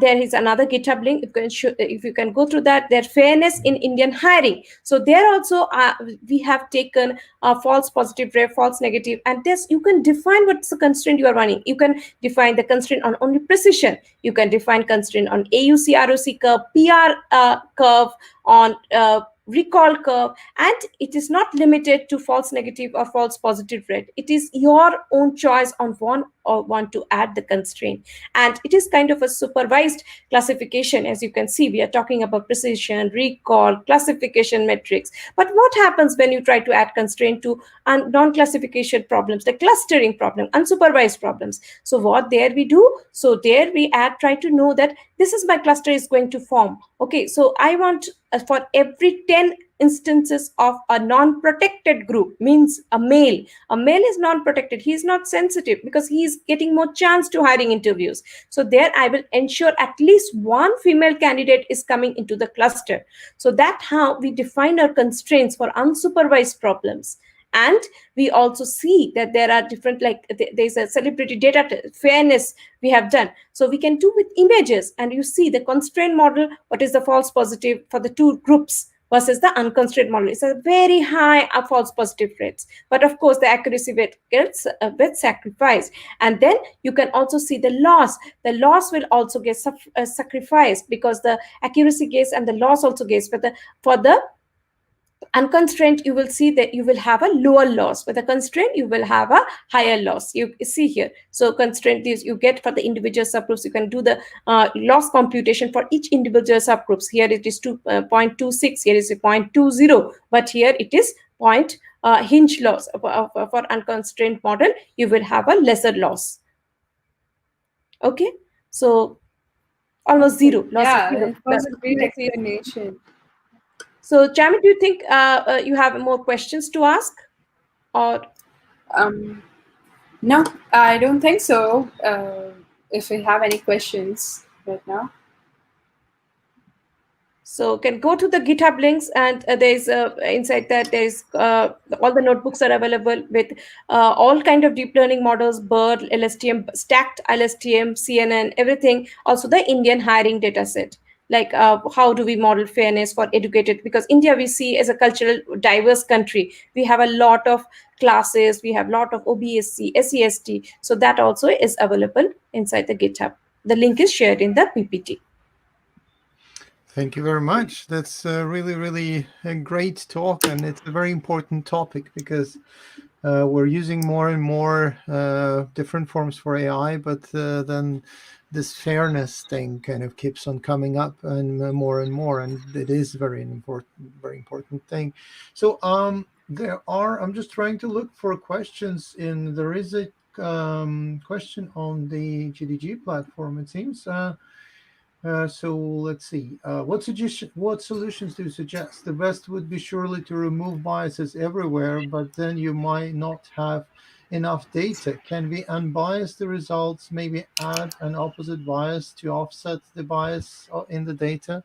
Or, well, basically, the question is, how do you work with data and remove the bias from there? Of course, one solution is to add more diverse data sets that you are thinking of, get the more diverse data sets, and have more model, like you can add penalties. So there has the paper which I have put it into the slide, there has, like, other than adding constraints, you can also add penalty. But it has been seen that that kind of penalty based models don't perform as good as constraints. So that is how constraints are getting added, and that's how current trend of handling the fairness problem is looking like. Of course, there is more research going on, and I'm sure we will find more papers how people are doing it. And I think it also goes a little bit into, but that's probably a little bit of my opinion, but probably goes also into the domain of explainable AI and things like that, where you actually can explain why things are being. I mean, that will be at least a way to detect a possible unfairness. I would Exactly. guess. There can be two solutions. One, to develop a proper model if you have a non-biased data set, and the other is, if you have biased data set, then have a proper explanation and then expect the results according to it. If you have just train your model on images of white people, and then if you give the black person or Asian people's image for testing, it is high likely that the model would not perform as expected. And then one should know that yes, the results can be biased, but overall we all need to think that how can we build products and technologies that just seamlessly works for everyone. Exactly. So that should be our motive and goal, and one of the main key takeaways from this session. And also try to include the what if tool. If we have not covered because of constraint of time, try to Google it. The Google provides that what if tool, so that comes the explainability, like why is your model biased, have you been tested for different subgroups, so which subgroup it is you have more data set, and that's it explains that why is your model biased. Yeah, and then it also brings a very important thing that probably I'll mention just before we finish is the diversity. So the more diverse team you have, and the more diverse, whatever in anything you do, the more diverse group of people you have, the better results probably you'll get. That's kind of my thing. Correct. Yeah. All right. I think we are out of time, and we would like to thank you very, very much for this fantastic presentation and answering the questions, and doing it in a very interactive manner. It's been great pleasure having you here, and please stick around and see if there will be any other questions in the chat. And right now we have two different chats. So we have one on GDG platform where we're streaming this videos as well. And then we also have another one on YouTube as well. So you'll see them like two different chats, but please feel free to join at least one of them, and if you would like to. And anybody can reach us on social media also. Any questions, any problems, reach us on social media. Fantastic. Thank you very much. Then Thanks a lot. I'll say thanks. It is great pleasure. Great pleasure to be here. Thank you. Great pleasure having you.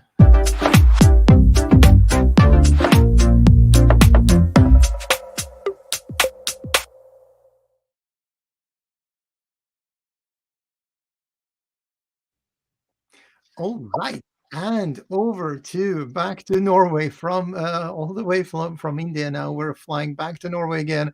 We have an amazing speaker and really a great friend of mine, Maxim. It's really, really nice to have you here, and thanks for doing this talk today for us. And I will let you introduce yourself and introduce your talk, and the stage is yours. Hello, Rustam. Hello, team of Devfest Norway, and hello, dear attendees of Devfest Norway. Yes, I see that yes, layouts are not correct all the time, but I'm Maxim Salnikov. Yes, I'm super happy that we have Devfest in Norway. I believe this is the first one, and kudos to you, dear organizers, for running this, and my great pleasure to present here. today, this will be very short session, lightning talk. As it says in the description, 10 minutes, but dear organizers gave me a bit longer slot, so maybe we'll take 15 minutes. And this will be purely technical demo. So no slides, only some pages with the documentation and a bit of experimenting. Everything is live, yeah, so everything can happen. But with your help, we will go through this.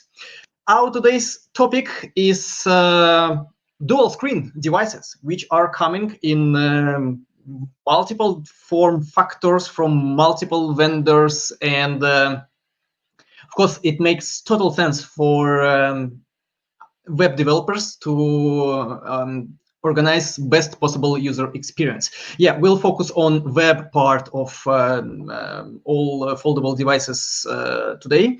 Of course, native tools, they have their own APIs and approaches, but we focus on what web has for web developers, for them to create great user experience on dual screen devices, foldable devices, all that kind of devices. Let me start with sharing my screen.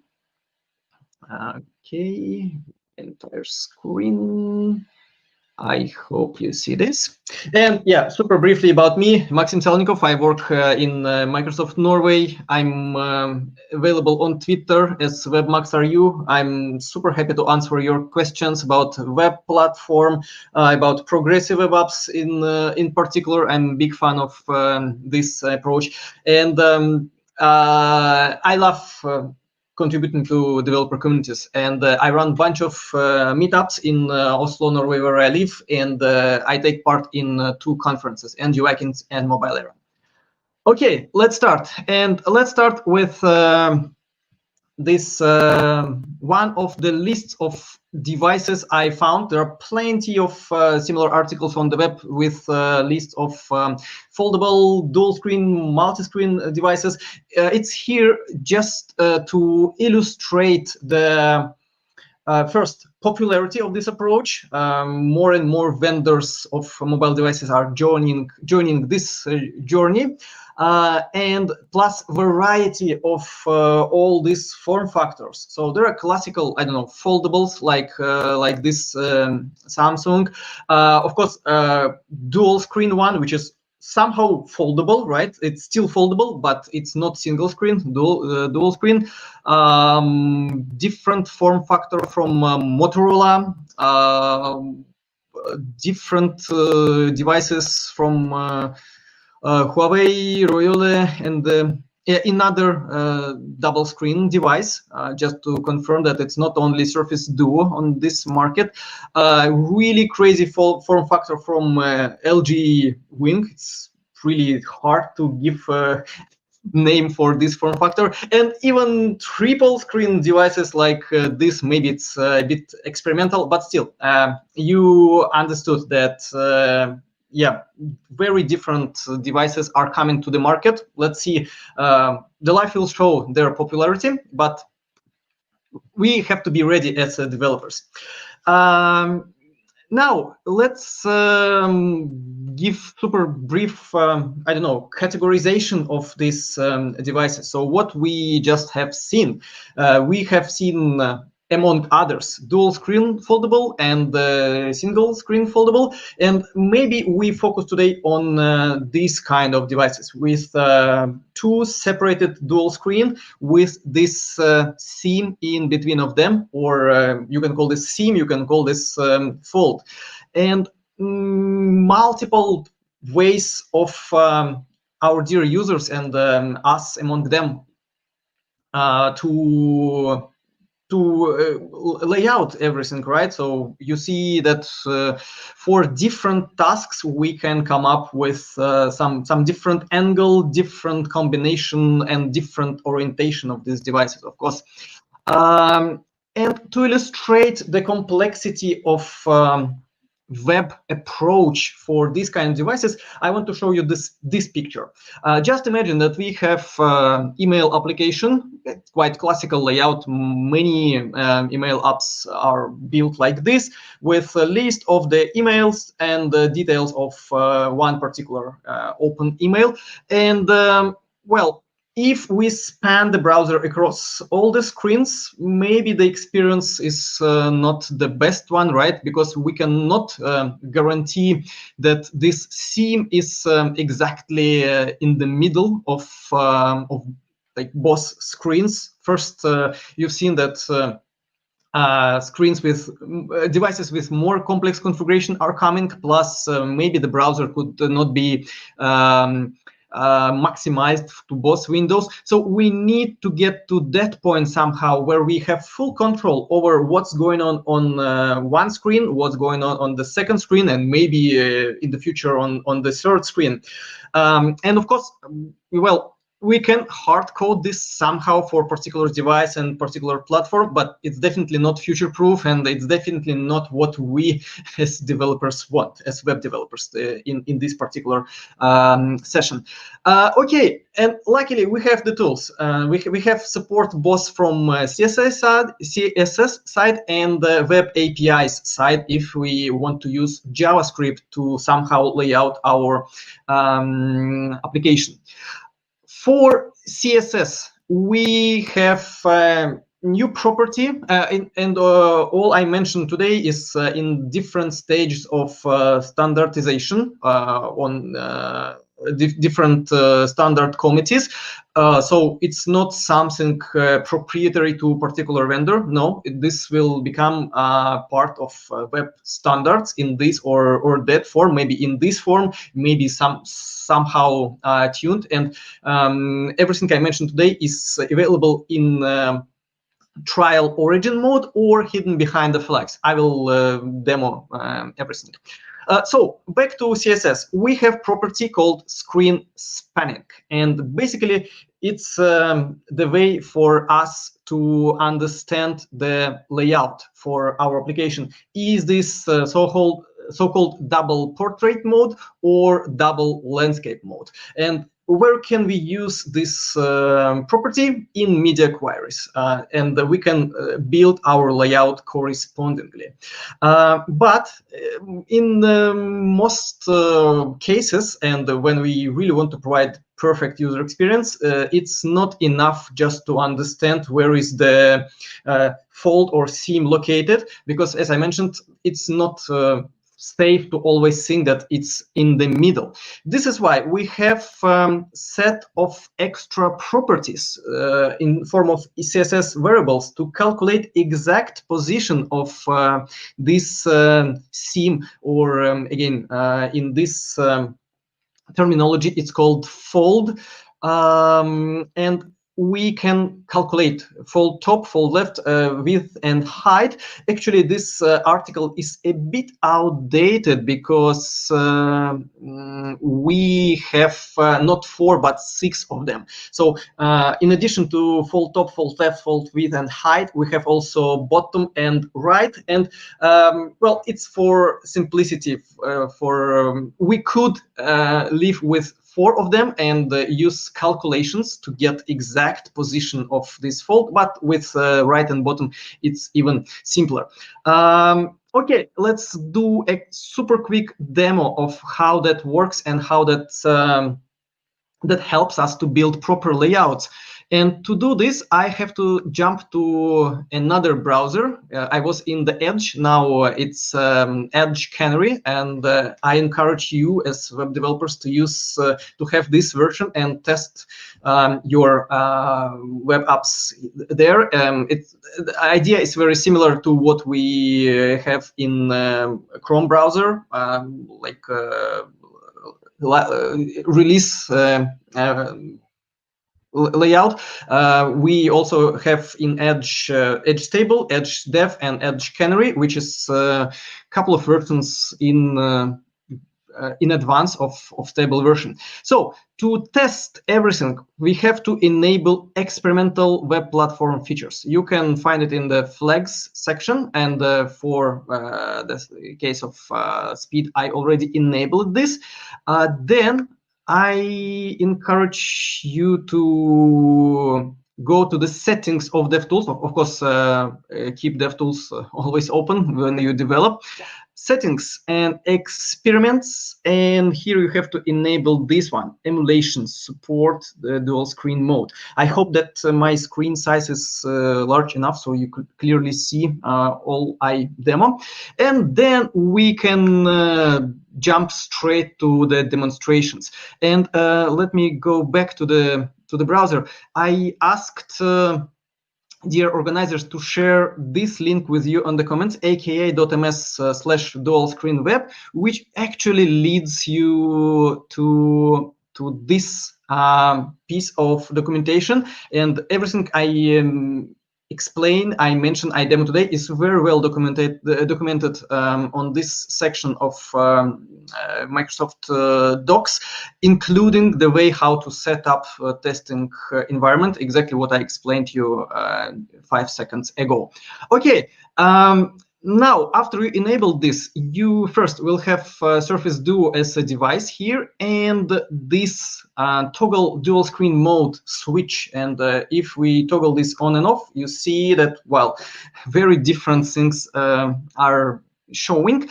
Of course, we have an access to orientation switch. So let's have a look how, for example, we have this pink box floating exactly on top of of bottom screen in portrait mode, which we have fold orientation horizontal. Let's give it a try. Let's inspect this. I have to close the settings.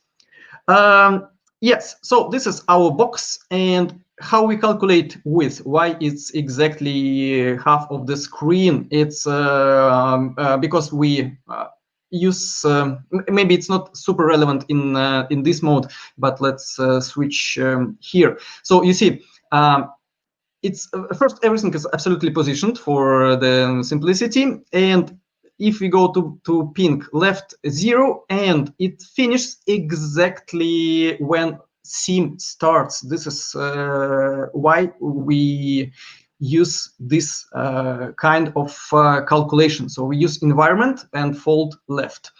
If we, and you see that media query bordered by single fold vertical used now. If we switch orientation, different picture, right? It's single fold horizontal now because it's separated horizontally, and top is important now, and it's positioned exactly on top of bottom screen because we use environment variable fold bottom, which is exactly this position in that case for our pink box. Let's have a look at a bit more sophisticated demo. Let me try to refresh this. It's a photo gallery. How we can utilize power of dual screens in photo gallery use case. Now you see this is quite classical one, and well, for single screen, maybe it's the best or one of the best layouts.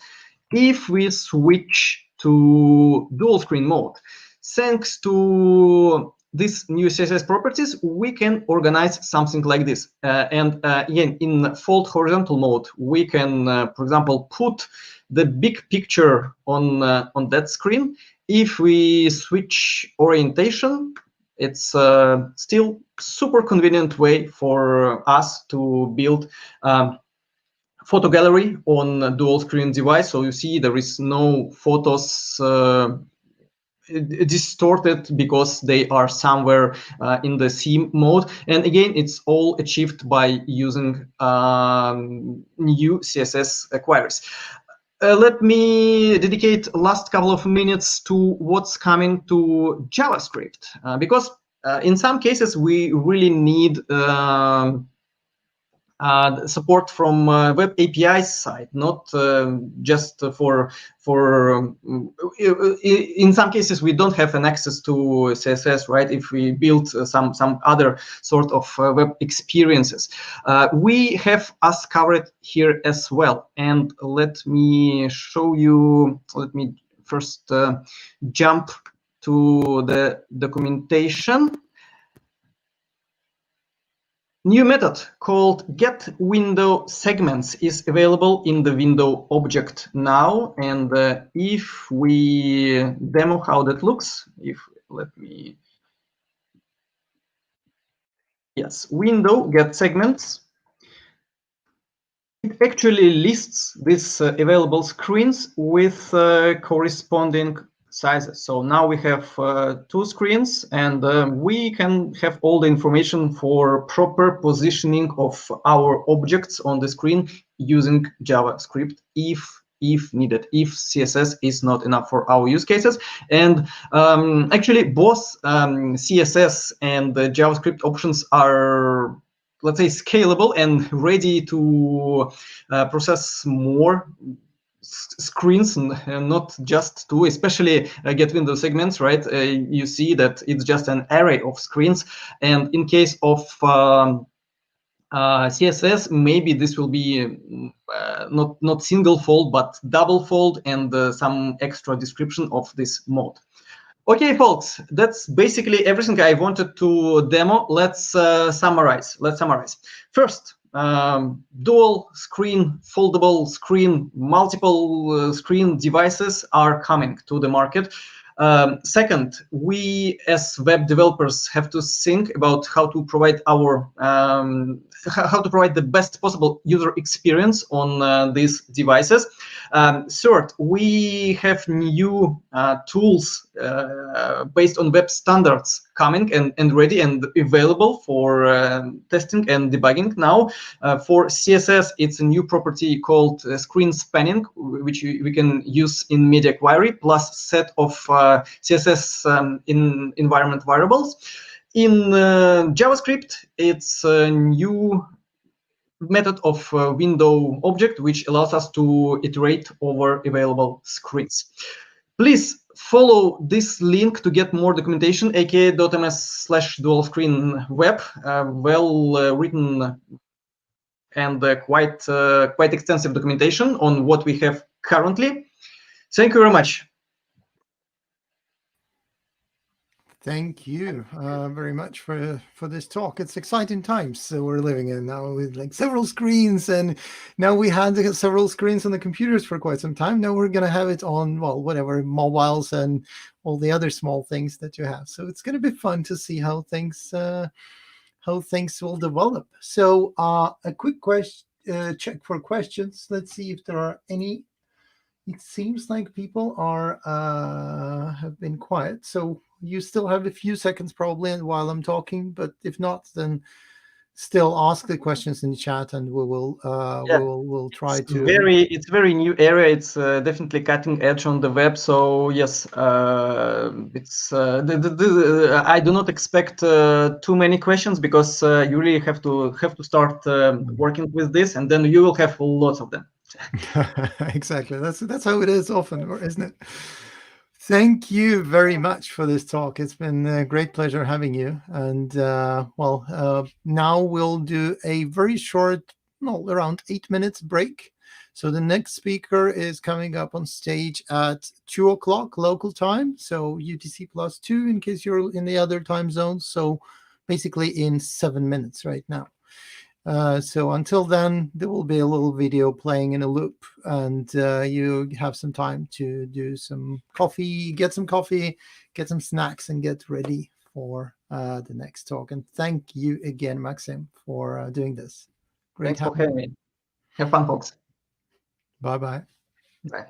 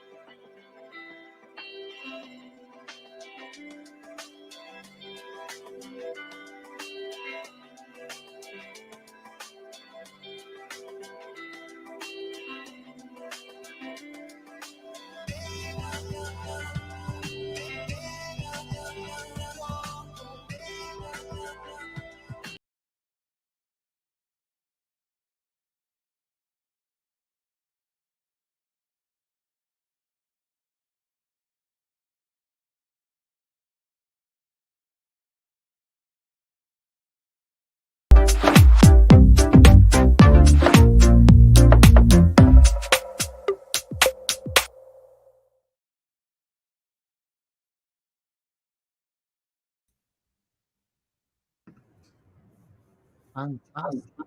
Now we are over to our next talk, and it's really, really great to have you, Dharmesh. Um, we're going to be having a talk about the Cloud Run and all the CI/CD things, and it's really great to have a fellow Cloud GD as well here with us. Thanks a lot, Rustam, for that introduction. Yeah. So yeah, I think I'll leave the stage to you, and I'll let you do the introductions of both yourself and the topic in more detail. And while you're doing the talk, I would like to ask everyone who's watching, feel free to ask the questions, and we'll read them to you afterwards. Dharmesh, stage is yours. Go ahead. Thank you so much, Rustam. Yeah. All right. So yeah. All right. So okay. All right. So hello, everyone. Hope you're doing good with this pandemic situation, and I'm sure like you all have equally got some good chance to be with your family and learn some new stuff while we are doing this virtual Devfest across the globe. So with that, let us get started for this talk, which is more towards talking about CI/CD for serverless apps using Cloud Run. So I am Dharmesh Vaya. I'm the Director of Technology at Agraya Technologies. We are basically a Google Cloud partner, and we deal with like voice and cloud-based solutions for different domains and different technologies. As well as I am a Google developer expert for cloud as well as into payment systems. And yeah, that is what I do basically. I love speaking at conferences, and I also run the Google Cloud Mumbai community as well. So you can watch me speak across these groups and communities. So with that, let us get started on today's topic. But before that, let me give you some context on what serverless is on GCP, which would actually lay the basis of this talk. And then we can dive a bit deeper into some demos around Cloud Run and how we have integrated that with Cloud Build. So to give you some context, so what exactly is serverless on GCP, or rather in general? So it is actually the ability or ability of the platform, okay, to allow you to develop applications without having to actually focus about the infrastructure itself. And you as a developer can focus more towards the application or the business logic or the functionality itself, and you would not have to worry too much about the infrastructure. So that's the core understanding of serverless, which we kind of all have. And that is where these different products are kind of shaping up. You can call that as early days for even the serverless products. So even if you talk of like Kubernetes or Cloud Run, any of these products that are getting shaped up right now, okay, so it can be pretty much early even for these products. Right now, they are at a stage where you would have minimal configuration. Maybe like 1 year down the line, 2 years down the line, you might not even see that interface, which means that they are evolving, they are getting matured in a manner that you as a developer, as a person who is going to deploy your applications, will actually get abstracted away from all these infrastructure layers. And that is actually the beauty of serverless. So with that context, let me kind of tell you a bit of more background around what kind of serverless products are available on GCP, and I'll focus more towards the compute side of things. So in fact, if you talk in terms of like the GCP landscape itself, a lot of products are actually in the serverless domain, you can say. So even like products like BigQuery, the ML APIs, or even like the chatbot platforms that are available on GCP, all actually form under the serverless category itself. But for the brevity of this talk, let us focus more towards the compute platform. So when you talk of like compute, okay, so it is meant like it's more of a server which you're going to use for deploying your applications, depending on what kind of application you are going to build. Now, this decision tree is one of the most helpful ones that you will come across on GCP itself, that it really depends on what kind of application you are actually building. So if it's a very straightforward, simple functions, events that you're building, you just want a REST input, and then you want to get an output out of it, then it is like very straightforward. You can just do a cloud function and deploy that. You won't have to actually worry about any complexity of the infrastructure and stuff like that. Cloud function is the way to go about that. That is actually on the right hand side of this screen that you see over here, and you can also see the pointer over there. Now, if you are building a bit of a stateless HTTP applications, now what do you mean by that? So if, say, for example, you're building websites which can be a bit dynamic, you want to make some changes, more, it can be frequent changes, it can be some dynamic products, e-commerce, or voice platforms, podcast platforms, media platforms, anything. Depends on the different use case that we can think of. Now, these applications will actually be built on different platforms, different web frameworks, different libraries, and so on and so forth. Now, if you need more of a configurable hardware, which means that your memory requirements might keep on shooting up and down, or if you want a very customized hardware, maybe you want to use Kubernetes for that.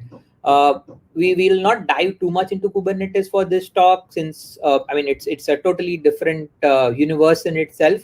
But if you need more of a customized hardware, then I would suggest that you can go for something of a Cloud Run for Anthos, which is a ideal platform for that, which is more of, so this is not a managed platform. You will have to do a bit of management over there. But then if you want something of where you have your libraries which are more custom, you want more control over the application itself in terms of the code, in terms of how you are going to package the application, in that case, I would say Cloud Run, the managed platform, is the ideal one for you. Now, you might say that even in this case, like with custom libraries and custom languages, I can still go for an app engine one. But then there is a bit of restriction over there in terms of the language support. Only a few languages would be supported in terms of the application landscape.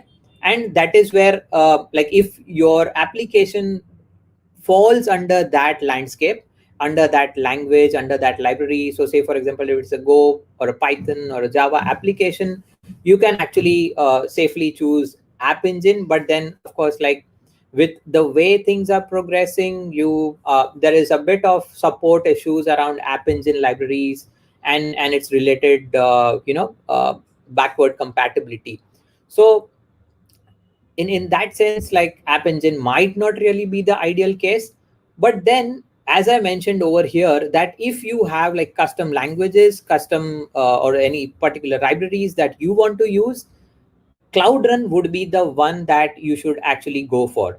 And there are multiple reasons to that. I mean, there are countless reasons around it. One is like you actually do not have to worry anything about the infrastructure. As far as your application is able to, you are able to containerize your application, you should be good enough to choose Cloud Run as your go-to platform to deploy your applications. Now, let us see some of the features of Cloud Run. And why we are emphasizing on this is because it is kind of the basis of any serverless product that you can think of from a GCP perspective, especially when it comes to application deployments. And following are some of the reasons why you should actually be choosing Cloud Run for your deployments. So the number one thing that we can talk of is basically there is a library support, or any languages are supported on that. So even if you have a legacy system running, okay, as far as you can containerize it, you can definitely run this on Cloud Run. That means that any app that you can containerize can work on Cloud Run. The another major thing is that it is a managed platform for you, and you as a developer or as an infra person would actually not worry about anything around scalability, anything around memory issues and so on. Yes, I mean, you might face memory issues around your application, but then you don't have to worry about, like, you want to scale your applications. Today you have 100 users hitting your application, and in the next hour, even in the next hour, if you have like 1,000, 10,000 or 100,000 users hitting your application, it can easily be managed in this domain itself. So which means that auto scaling within Cloud Run is kind of configured by itself. You do not have to do any kind of configuration by yourself. There are ways in which you can do certain configurations on the number of containers you want to spin up and so on, but then it is an added feature. In the de facto mode, you do not have to do any kind of configuration. And an important aspect is that how it is built. So it is actually built on a technology called Knative, okay? And it's an open source way of managing containers on a serverless platform. So what happens over there is that your containers, the workflows for that, they get automatically orchestrated in terms of deployment, in terms of serving them on a web portal or on a web port, and that is how you can actually utilize the benefit of Knative via Cloud Run. And moreover, if you are new to cloud and you might be worrying about, like, how exactly the billing would happen, and whether it is a really costly thing to do, because like if it is a totally managed one, you might think that, oh, what if like it adds to the cost and so on and so forth. But no, it is a very cost efficient billing mechanism to run your serverless workloads. And the reason for that, we'll see in one of these slides, is that you are only billed for the resources that you're going to consume. That means that if your containers are sitting idle, you are not going to get billed. And that is the most efficient way of resource utilization, and even in terms of cost optimization as well. So how does actually Cloud Run? So yeah, I mean, how does it run basically?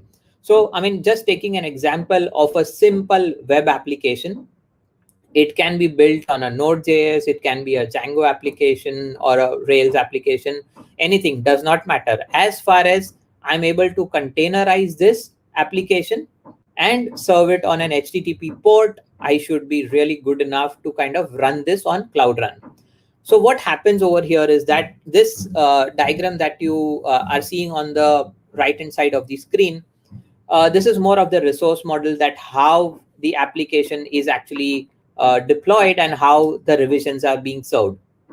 So there are, say, for example, 2 services or 2 applications you can consider. Okay, and each application can have different revisions. So you can have multiple revisions for your application, and you can like actually manage how much traffic you want to divert into each of the revisions as well. So a very ideal use case, again, if you want to do certain kind of A/B testing and stuff like that, it's a very nice way to do that in a very efficient manner. Now, say for example, this revision A3, okay, it gets a request, which means that its container instances are going to get spinned up. Now, you might say that what is the warm-up time for, or what about the cold starts about these containers? So there are ways in which you can avoid these cold starts by having certain mechanisms to kind of keep on polling the application, and the application can remain always up and running. But yeah, I mean, even the container cold starts are very minimal as such, like maybe in a few seconds, or sometimes even in milliseconds as well. So as you see that if a request is hit to service A, and the A3 is the most latest version that you want to serve, only those containers are being spinned up over here. Now this is like actually internal to Cloud Run. And likewise, if you see, there is no request to service B, either of the revisions, which indicates that there are no containers running. And if no containers are running, this will mean that there is no charges that are being applied, it is not being billed, and there is no resource utilization over there. So a very efficient mechanism of utilizing and deploying your applications. So that is like the overview around Cloud Run and how it actually works in a gist.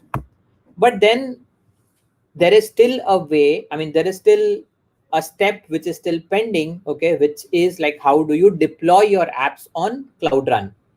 Do you always need to kind of push a container? Do you always need to kind of update the Cloud Run version, so on and so forth? How does my application serve over HTTP always with the latest version?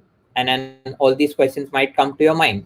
So this is like the typical question for any CI/CD pipeline that you can think of. And similarly for Cloud Run also, this diagram that you see, or you can call it a flow chart or a simple architecture or something of that sort, this is the way in which Cloud Run can actually use an integrated CI/CD pipeline, okay, with very minimal configurations.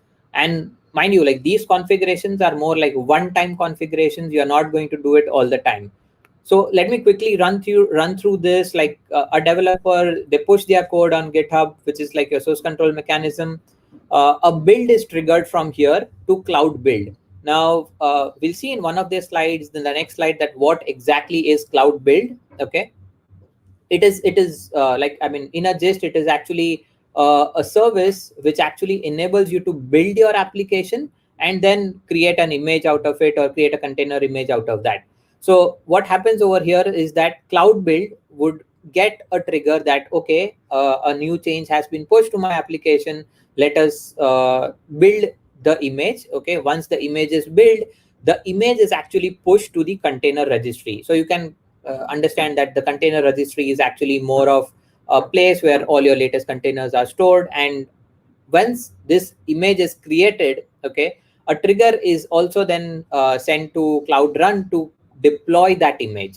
Now, how does that image get deployed?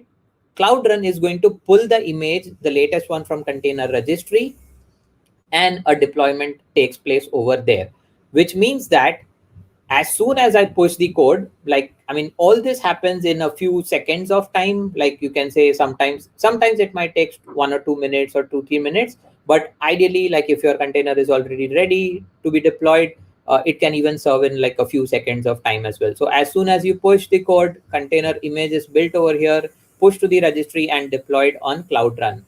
So you see that actually, as me as a developer, I did not have to do any kind of deployment by myself, or neither did I have to create a container for that matter. So let me like quickly tell you what exactly is Cloud Build as well. So as I said earlier, it's a service that will actually execute your build on the GCP infrastructure. And what you only need to take care of is that you prepare your application, okay, whether it is like your assets, your libraries, and so on and so forth. And you only need to build a configuration file. This configuration file can be either a cloudbuild.yaml file or a Docker file. Either of them can work. Once this build is submitted, your build is executed based on this configuration file. And as I mentioned earlier in this diagram, that the image is pushed to the container registry and it's deployed on Cloud Run. So that's actually the most simplest mechanism to do that. And you can add more layers on top of that in terms of container orchestration, or if there are more complex workflows, there is an involvement of Terraform or something like that. But the fundamental concept in terms of CI/CD on serverless, specifically around Cloud Run, is this: that you submit a build, it pushes to the container registry, and then it gets deployed on Cloud Run.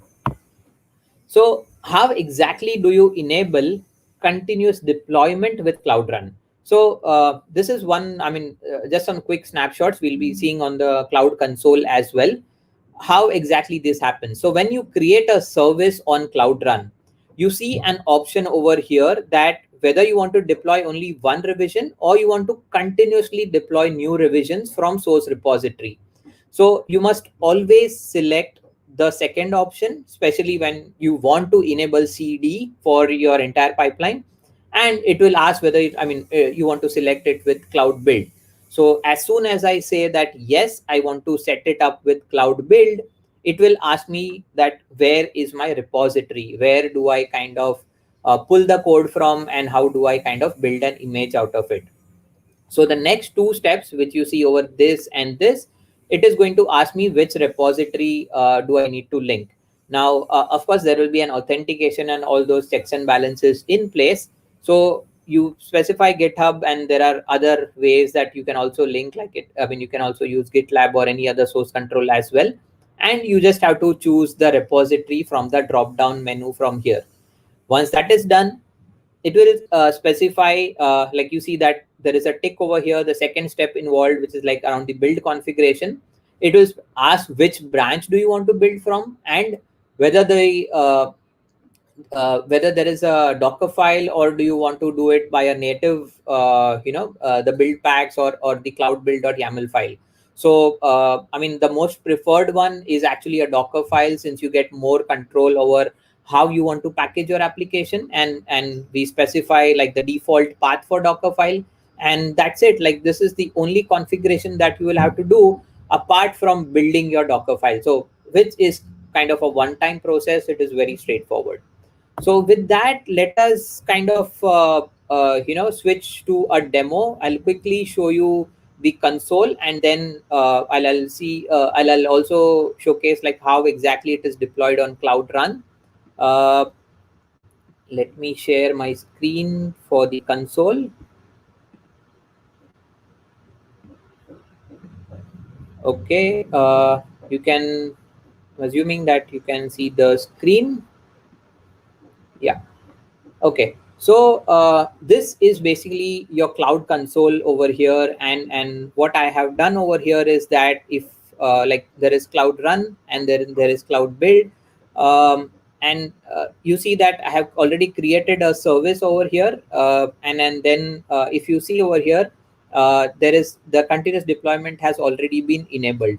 So if I have to showcase those steps over here, and you want to see where exactly the build is happening, let me push a change on my repository, and you will see that a build is actually pushed, and a container will get spinned up, and it will start deploying on Cloud Run. So you can keep an eye on Cloud Build tab, okay, where you'll see that there is a trigger. This trigger is actually nothing but the trigger which I talked about in the previous slides, wherein how does it come to know whether I need to start building or not. Okay, so the trigger is actually once you push to any branch, okay, it will start building. So let me kind of make a small change over here, and in the index.js file, let me show you the serving for this one, how it actually looks. I mean, the application itself, it's a simple application, nothing complex in that. We're just showcasing more towards like how does the integration happen. And yeah, this is like kind of serving. It's just a simple application. Shows the date, time, my repo name, something about me, and a description. Let me like kind of change the description over here itself. Let me kind of edit on this. Of course, like this is not an ideal way for a developer to do, but yeah, I mean, let's say I want to do it in a very quick fashion. Built with Cloud Run, demo for Devfest Norway.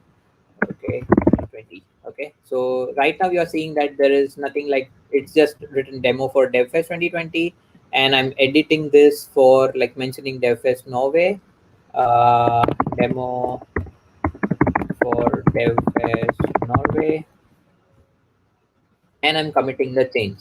As soon as I commit a change over here, you will see that a build will get triggered over here, and I can again see that on Cloud Build. Yes, you can see that a build is triggered over here. Just right now, it's like only 2-3 seconds have passed, and a build is actually getting generated over here. The container image is being spinned up, and that image is getting pushed to the container registry, and all the steps are being followed. And I did not do any configuration of this. The only thing I did was a change in the index.js file, and I had already created my Docker file. And the Docker file was also like pretty straightforward. It's just a simple node application specifying the port, host, and just an npm install and an npm start. Nothing complicated over here as well. And let us like switch back to this and see that, okay, yes, the steps have been almost like finished. And while this is being completed, let us see what actually is shown on the dashboard. So here also on the dashboard, you will see that the build is actually being triggered over here. And if I have to like kind of still see this app, it is still on, yeah, it is kind of launched and it is deployed. So even like while this is happening, you'll see that the application is deployed. So now you see that demo for Devfest Norway 2020 has been kind of deployed over there. So very straightforward process. I actually did not do much in terms of deployment as such. And also like there are ways in which you can actually have these tags and labels. And another added way to do that is just some magic for you all to see quickly. If I don't want to open my Google Cloud Console and I don't want to see my build status and stuff like that, I just want to deploy my application within GitHub itself. I don't want to get into the Cloud Console and stuff like that. So then there is a simple way. You just have to invoke a particular command which will actually invoke Cloud Shell. Let me show you how this is written. Okay. So this README file actually has this button called as Run on Google Cloud. What is happening over there is that it's only opening Cloud Shell, okay, and I'm specifying which image, I mean which repo should I be picking, and then it will do the rest of the stuff. So if you want to quickly see that, let me, I'm sure I have some time, so yeah, let me quickly run that as well. So you'll see that a Cloud Shell is invoked. It will ask for all the authentication stuff like that, and it's provisioning a Cloud Shell machine for me. And then, yeah. So what happens over here is that the same processes are followed, but you will get a more detailed, a sort of a view over here that is happening on Cloud Shell. So it clones the repository. It will ask me where do I actually want to kind of deploy this. So it is asking me which project should I be deploying this on. So I just choose my default project. Yeah, here there will be a bit of manual intervention because you haven't specified all the steps over here. Let me deploy it on US West 1. And then there you see like it is building the Docker image. It is building the container image as you see, and then it is going to push that.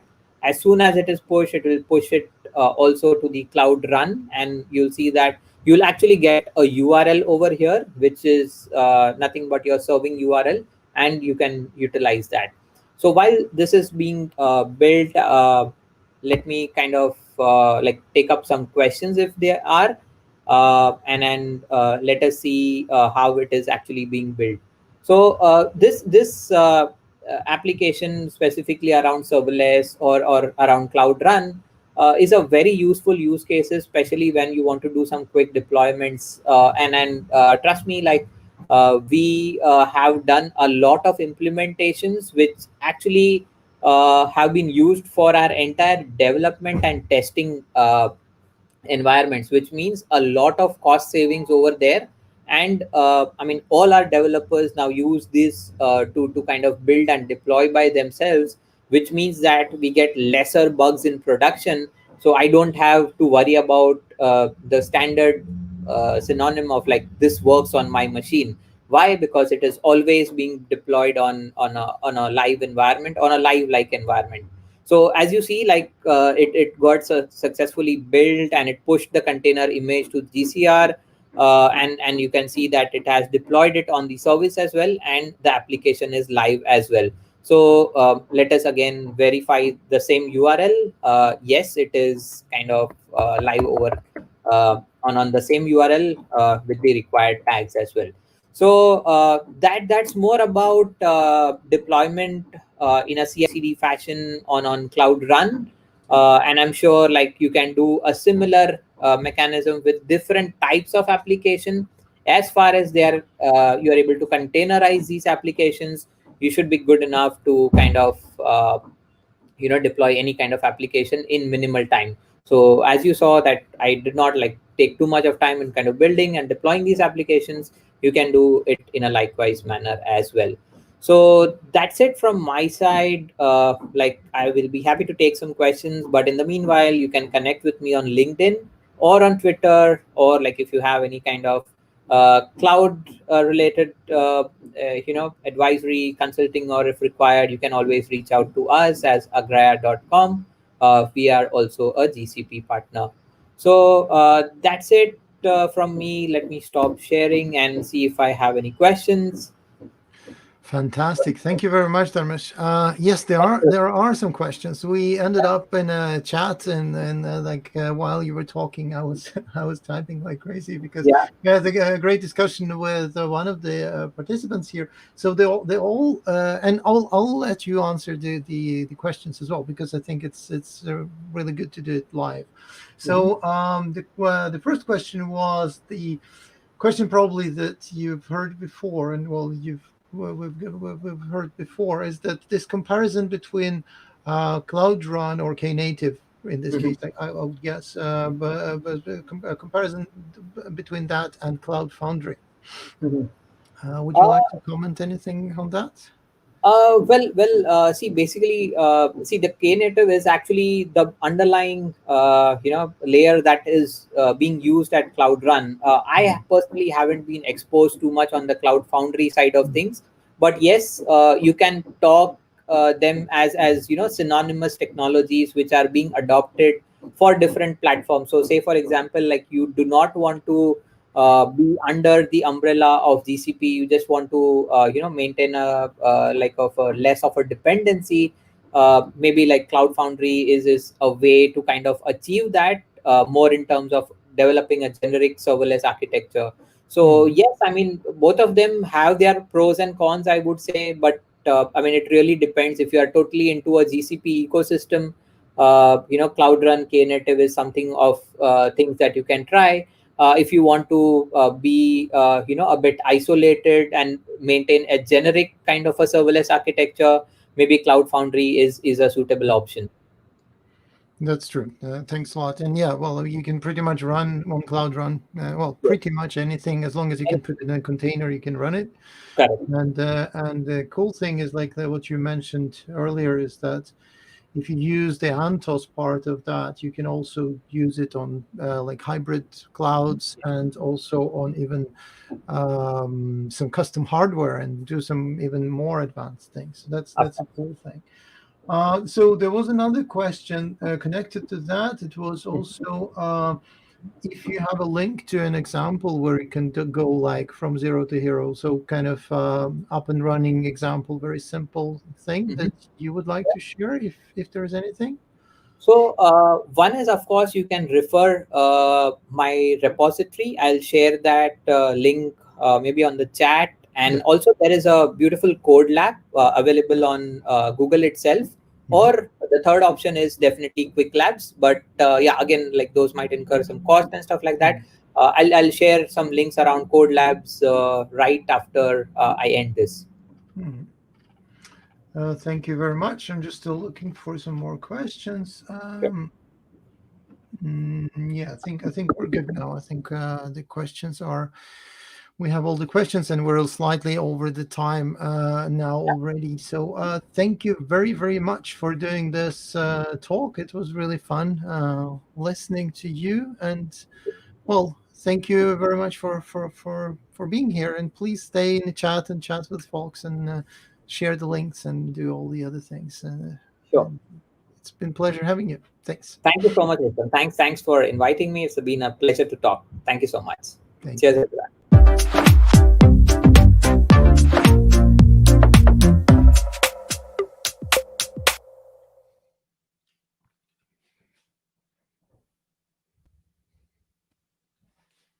All right. It's time to introduce our next speaker, and we're going to keep ourselves in the domain of containers and all the cool things. And now it's it's time for Kevin to talk about Istio, Kubernetes, and the clusters and all the fun things that are out there.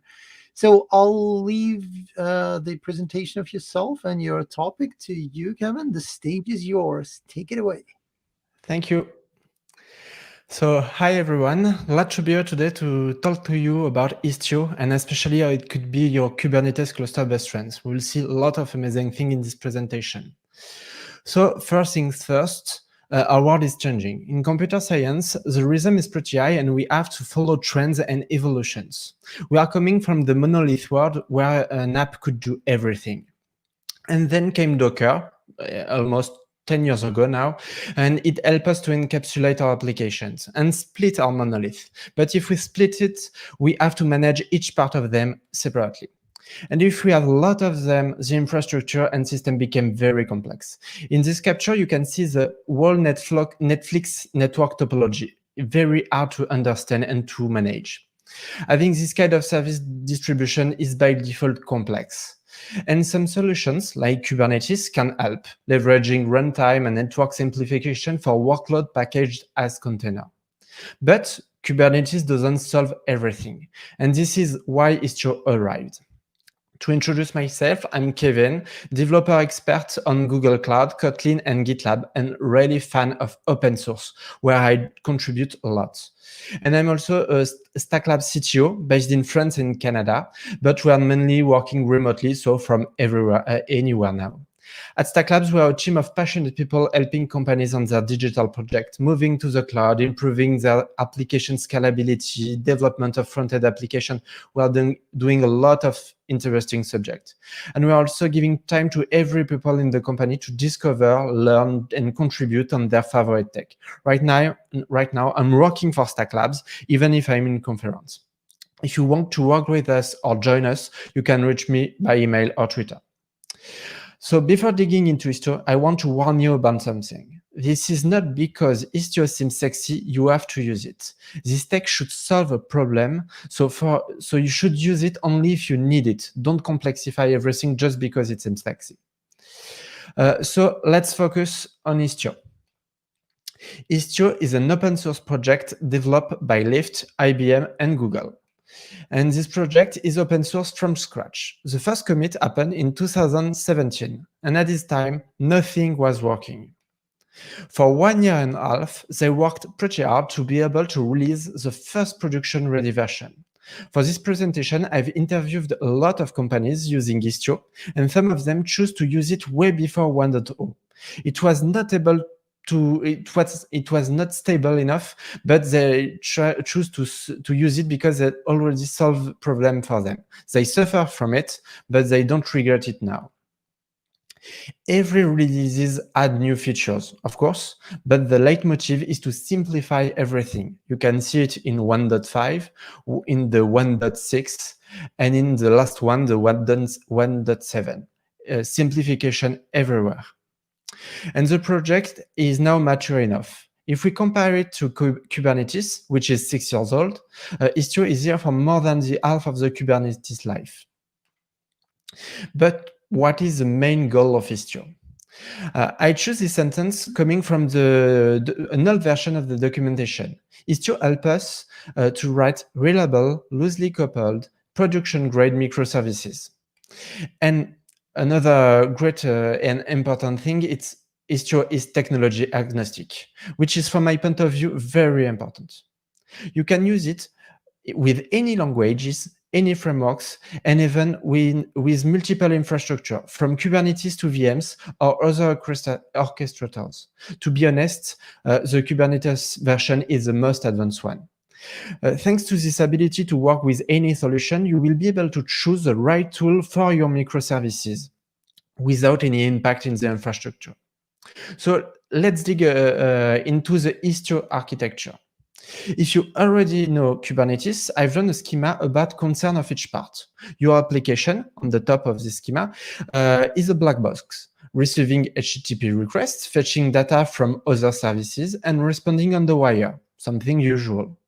Kubernetes on the bottom here is in charge of deployment, scaling up and down applications, requesting resources to your cloud provider to be able to respond to the load of your application are undergoing. Finally, Istio is in the middle. It's a service mesh, mainly in charge of the network. Controlling the network will unlock a lot of things for your application, but it will stay out of your code. It will be just on the infrastructure layer. But the first time I've seen it, I was a bit shocked about it because things are overlapping each other. For example, Kubernetes provides network policies to restrict communication between services. And Istio can do that too. The difference is Kubernetes is doing it at IP level, while Istio is doing it at HTTP level. Kubversion is more low level, but it doesn't have access to things like path on HTTP requests. Same thing between Istio and your app. Maybe you already have a retry strategy in your app, but Istio can do this too. So if you mix them, you can face a retry storm. So you have to choose wisely who is responsible of each subject in your infrastructure. And if we dig a lot more into the Istio architecture, we can see two elements, the data plane and the control plane. The data plane is materialized by a proxy deployed next to your application in the same pod. Here, for example, with a Micronaut Kotlin application. And when your application will trigger a call to a remote service, in fact, it will be made to the proxy, and then the proxy will do the call for the app. The remote service will also have a proxy, so you can see every communications in the cluster will be done through proxy. And this is how Istio is taking control over the network in your cluster. And this proxy is also in charge of sending telemetry to a remote service. It could be a managed one, like Datadog, New Relic, Cloud Monitoring, or your own VPN if you want. In the other hand, the control plane is one application named IstioD, in charge of everything we will see in this presentation. So if we look at this slide, we can see the global impact of each Istio in your infrastructure. Usually you only have service A and service B, and with Istio, you will add two proxies and some components in a dedicated namespace. And Istio will help us to observe, connect, control, and secure our workloads. It's the main goal of Istio. So first, observability. Istio comes with a lot of tooling around observability. Those tools are fully open source. I show you a code example here, triggering two HTTP calls, one in parallel, while the other is sequential. Sometimes, here, due to reactive stream notation, it could be hard to detect the difference between both of them, sequential or parallel. If you miss it, you will deliver a bottleneck in production, and it could be hard to detect this afterward. With Jaeger, you will be able to see distributed traces across microservices. Each span will represent the time spent in every component. This is very simple to see. Calls are made in seconds on this slide. Here, you can see both spans overlap each other, meaning calls are made in parallel. Very useful if you need to introspect bottleneck during development or in production. Another tool named Kiali is a complete Kubernetes dashboard. Thanks to it, you will be able to see in almost real time the communication between components. And you also have a lot of information provided about each component. Logs, metrics, health indicators. This is a complete solution built and used by Istio. And finally, Grafana, a really well-known dashboard platform. In this context, Istio will automatically configure for you dashboards for every services you deploy. So you won't have to do it yourself. And you will be able to follow performance, queries per second, and a lot of metrics about your microservices. And all this tooling is coming for free. But to be honest, all this tooling is stateful. So it's not really free because you have to take care of the state, because if you lose it, you will lose all the observation the system made. Furthermore, this tooling is mostly useful when you have a problem. So if your monitoring platform is down when your cluster is down, all of this seems pretty useless. So take care of this state. Now we know how to monitor applications. We will connect them. So to be honest, doing this will require YAML files. And this is more YAML files. This doesn't replace YAML files you already have. We add some new files to your previous list. So the first concept introduced by Istio is the virtual service. Here you can see the definition from the documentation, but when I provide training, I prefer to describe it like a definition rule of outgoing traffic from the proxy. And the destination rule, another concept from Istio, is the same thing for the incoming traffic. This is how the proxy will route the traffic when it comes in. And if we are looking at the virtual service and destination rule side by side on this slide, you can see the link between both of them. The destination defined in the virtual service is used to match the destination rule on the right part. And the subset in the virtual service allows to select a subset in the destination rule, selecting a group of pods with some labels. And finally, the gateway is an important concept replacing the Kubernetes ingress. Since the beginning, I'm talking about communication inside the cluster, but you need to expose your application to the outside world. The gateway is just a proxy deployed alone, receiving external traffic and routing it to the right pod. Now we'll see how to control everything with Istio.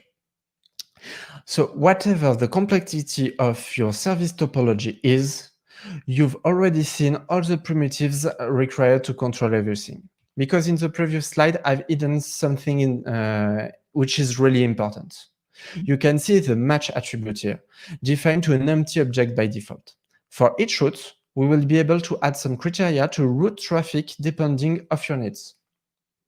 And thanks to this, I will be able to show you the go-to-production flow. It allows to deploy a version of your application in production with ease and reliability. First, with traffic mirroring. From my point of view, when I'm developing something, the best place to test something is production. But I don't want my end user to be the testers and see failures. I prefer to have a stable production. And with this, it's possible. And testing in production is very good because if it works in production, it works. It just works. So you just have to add a mirror attribute to your virtual service, and then your traffic will be duplicated between V1 and V2 in this example. To demonstrate, calls are made between the proxy and V1 in the slide, but the proxy will also trigger the same call in the fire and forget mode to V2. Be careful with this, because if your application is doing some database inserts or side effects, you will maybe cause problems. I advise you to use feature flags on your application under mirroring traffic to disable those side effects. Then you can follow the state of your V2 application. Is it working well? Is it consuming more CPU or RAM? You can see it in action without causing any problem in production. It's really simple to test something like this. And after mirroring, we can move a step further and use canary deployment. You will make your application available for some users under a specific flag. Like before, it's just a modification at YAML level to route traffic depending on something. Here we'll send a request to V2 if the header version equals beta. If not, V1 will be used. To demonstrate, the proxy will check the header and route the traffic to V1 in standard case. And it will route traffic to V2 if the header version equals beta. Pretty simple again. We test our app with traffic mirroring with canary deployment. Can we finally deliver it globally? Yeah, but from my point of view, the Kubernetes way of delivering application is too brutal. In few minutes, you will move from V1 to V2. And with Istio, you are able to do traffic splitting. You will define a ponderation on each destination, and Istio will send, in this example, 90% of the traffic to V1, while V2 will receive only 10%. Just few lines of YAML are able to do that. And you are able to monitor the application while traffic is defined to 10%. If something wrong happens, you can go back to V1 easily. If all is okay, you can increase the traffic to V2. We increase it 50-50, 60-40, until we reach 100% 2v2 and nothing 2v1.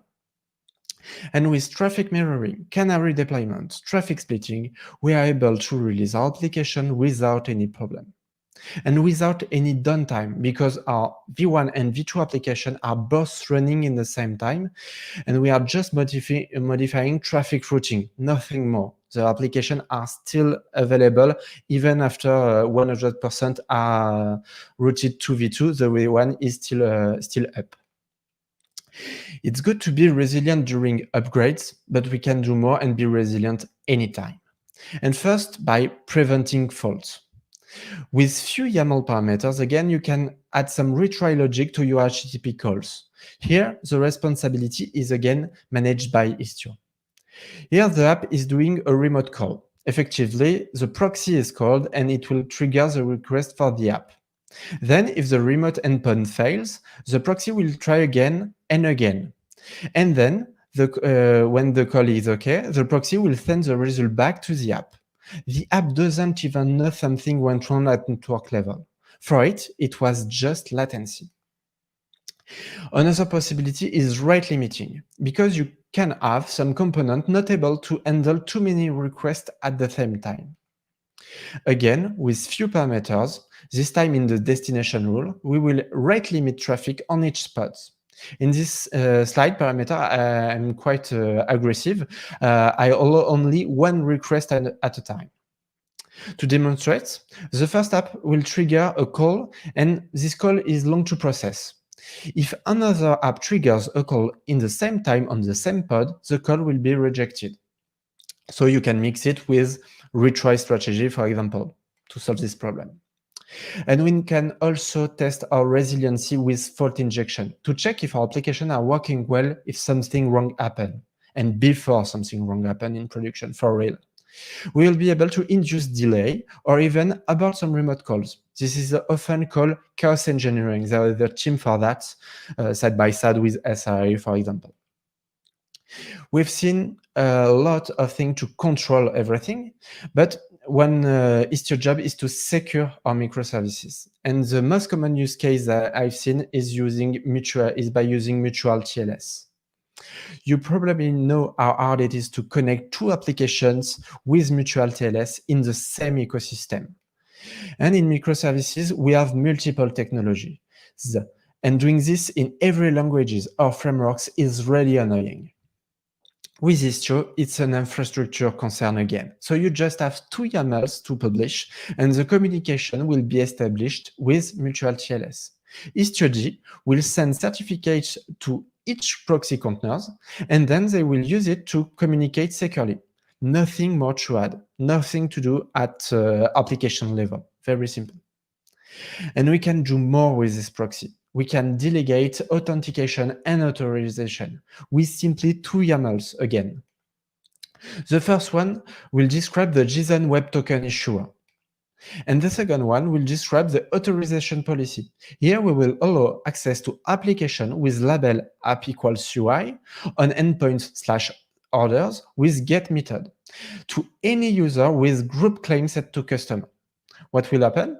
Our proxy will receive a JSON Web Token. It will decode it and check the group claim is equal to customers. If okay, the call will be transferred to the inner application. If not, a 403 response will be sent to the caller. This is again an infrastructure concern, and you don't have to manage it at code level. You can even choose to change the authentication method without any app modification. This is what Istio can bring to you, to help you to develop better applications and manage them in production with ease. But we can do more. You can inject some custom behavior in the proxy by sideloading some code compiled in WebAssembly. For example, your code can extract one claim of the JSON Web Token and put it in a dedicated header, so your app won't have to decode it to implement fine-grained authorization. You can do it with C++, Go, Rust, Java, Kotlin, whatever language able to be compiled to WebAssembly. And you can even share it on a dedicated hub. Maybe the plugin I told about already exists. And there is a lot of cool functionalities in Istio. I don't have enough time to talk about each of them. I'll let you dive in the official documentation, which is well written and contains a lot of concrete examples. Istio is cool, we've seen it, but how do we start with it? It's again really simple. You have to use the istio-ctl command line, istio-ctl install with a profile maybe. Or you can use the Kubernetes operator. Just few CRDs to apply, and Istio will be installed in your cluster. But Istio has a lot range of configuration for Istio itself, but also for tooling integrated, like Zipkin, Grafana, and so on. So the Istio team choose to provide profiles to simplify the installation phase. And if you use Google Kubernetes Engine, you are able to install it just with a checkbox in the Google Cloud UI. Google will manage for you upgrade from version to version. And with this solution, you will be connected to cloud monitoring and won't have to manage state for monitoring applications. You will have access to every dashboard of Google Cloud Console to monitor performance and consumption. And some are really advanced. This is my favorite one. This one is a Jaeger alternative on Google Cloud, but it can integrate logs directly inside time span, very used to debug. And with Anta Service Mesh, you will have everything available in the GCP UI for cluster running in Google Cloud, of course, but also in AWS, Azure, on-prem, or more. It will provide you enhanced dashboard directly on the Google Cloud UI. It will help you to dig inside your network data and shift traffic from workload to workload, measure everything inside your workload, and help you to implement the site reliability engineering philosophy with service level indicator, objective, and agreement directly into the Cloud Console. The UI will help you to see where the application performance is increasing or decreasing and take decisions following this. Some other editors start to integrate Istio in their product, like IBM Cloud, Red Hat in OpenShift, even Mirantis with Docker Enterprise integrate Istio in it. So you will be able to test Istio everywhere, whatever platform you want to use. Thank you for your time. It was a quick, fast presentation. I hope you enjoyed it. If you want to contact me to talk about Istio or something else, you have my email and my Twitter handle on this slide. So if you want to provide feedback about this presentation, you are welcome to. Thank you. Thank you very much. There was a lot of good information in a short time, so that's perfect.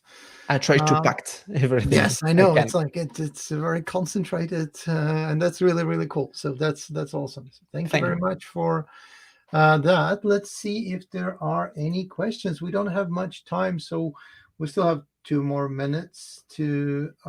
If you want, we can squeeze question and people send it to me directly in Twitter if you want. So, well, I mean, I don't see any questions right now in the chat. So I think we'll just do it the simple way, is that they can ask in the chat, and if you're in the chat and you'll see them, please feel free to answer. And if not, we'll forward them to you in one way or another.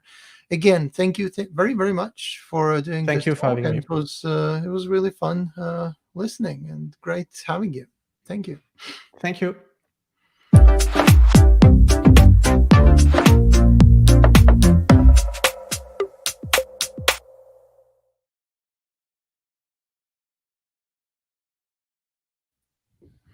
All right, now we are on our last speaker for today, and last but not least, and it's going to be a really exciting talk about the memory leaks and JavaScript and all the fun things around that. We have Gil with us from Israel, so I will let you do the introductions of both yourself and the topic, and I'm very excited to hear what you have to say. Thank you very much. I will start by sharing my screen, and you should see. Wait just a moment. Show audio. Why is it? Oh. Okay, so now you can see my screen. And thank you for joining me for the last session of today. I want to start with a story, a real story that happened on March this year, a few days before the lockdown in Israel due to the coronavirus situation.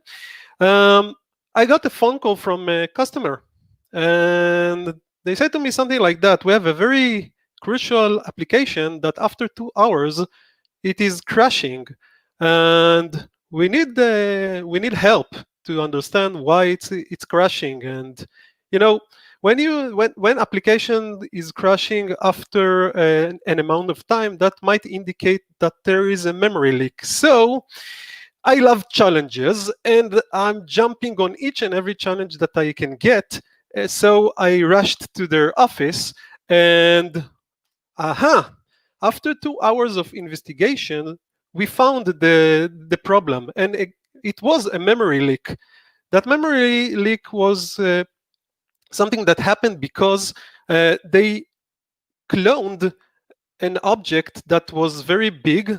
Think about 40 megabytes of data inside one object, and they cloned it in all the places in their application. And nothing bad can happen when you're cloning things. So we made a change in the application. That object was getting one instance instead of many instances all over the place, and we solved the problem of this thing, this memory leak. So this story, which happened in a crucial application, a fire department application that was crashing after 2 hours, not a good idea, indicates that sometimes you might have memory leaks in your application. And this is the time that you will probably want to understand if you have a memory leak, detect that memory leak, and fix it. So a little bit about myself before we delve into the memory leak session. I'm Gil Fink, as was presented. I'm Sparks' CEO and senior consultant. I have only one employee in my company, me, myself, and I. I'm also cleaning the dishes in my home, which is my office. I'm both a Google Web Technologies GDE and the Microsoft MVP. I wrote a book in the past called Pro Single Page Application Development. You can still find it in Amazon from 2014. It's still relevant in some parts of it, but it was written with a library that most of us won't use today called Backbone.js. So what we're going to do in these 25 minutes that were left, I'm going to talk a little bit about how application works with the memory. Then we will try to understand if we can have memory leaks in JavaScript. We will probably see that we have the memory leaks in JavaScript, and then we'll try to figure out how to detect memory leaks both in the front end and in the back end. So let's start. In your application, there is a memory lifetime. The operation system will allocate some piece of memory for your process. This is the first step when in the memory lifetime. Once the memory was allocated for your application, the application will use that memory piece. Either it will read from that memory or write things to that piece of memory that was allocated.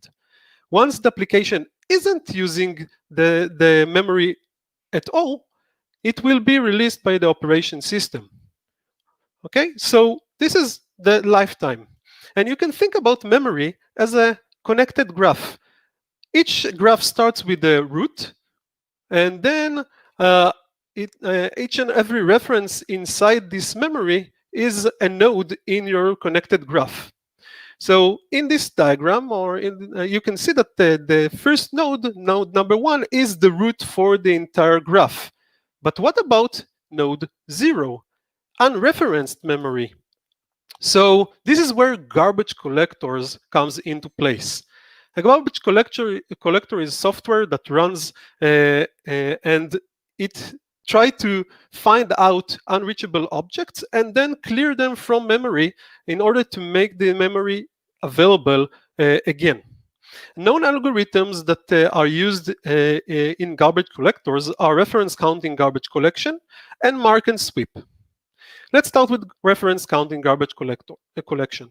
An object is a garbage if it has 0 references pointing at it. In this diagram that you can see, the A object has a counter of 1, and once I don't use that A again, the counting of it decreases to 0. Because of that, and because it has a reference to B, B decreases to 0, and then D decreases to 1, and the entire A and B objects are removed from memory. Reference counting garbage collection is a little bit problematic because if you have cycles, one object reference another one, and the other object reference it again, cycle, then it is very hard to understand the cycles and to collect the objects. Okay, so this is why most of the garbage collections, including V8, the engine that Chrome is using, are using mark and sweep.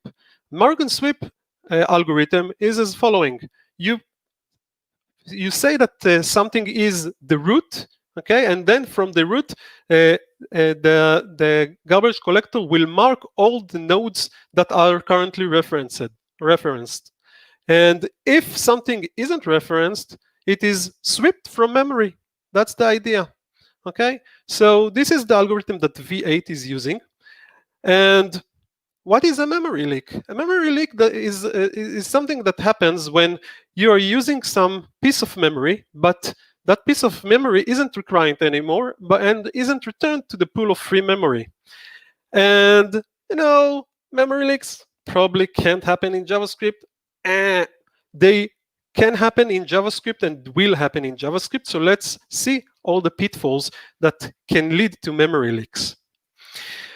One is accidental global variables. When you are creating a global variable inside your window or in the global object in Node, then that variable stays in memory up until you clear it. Sometimes we forget to clear that variable, and it stays there. It is stuck in memory up until something happened. We clear it. Forgotten timers or callbacks. When you're running set interval, for example, and that interval isn't needed anymore, you need to clear the interval. If you're not doing that, it is a forgotten timer, and then it keeps on running and consuming memory.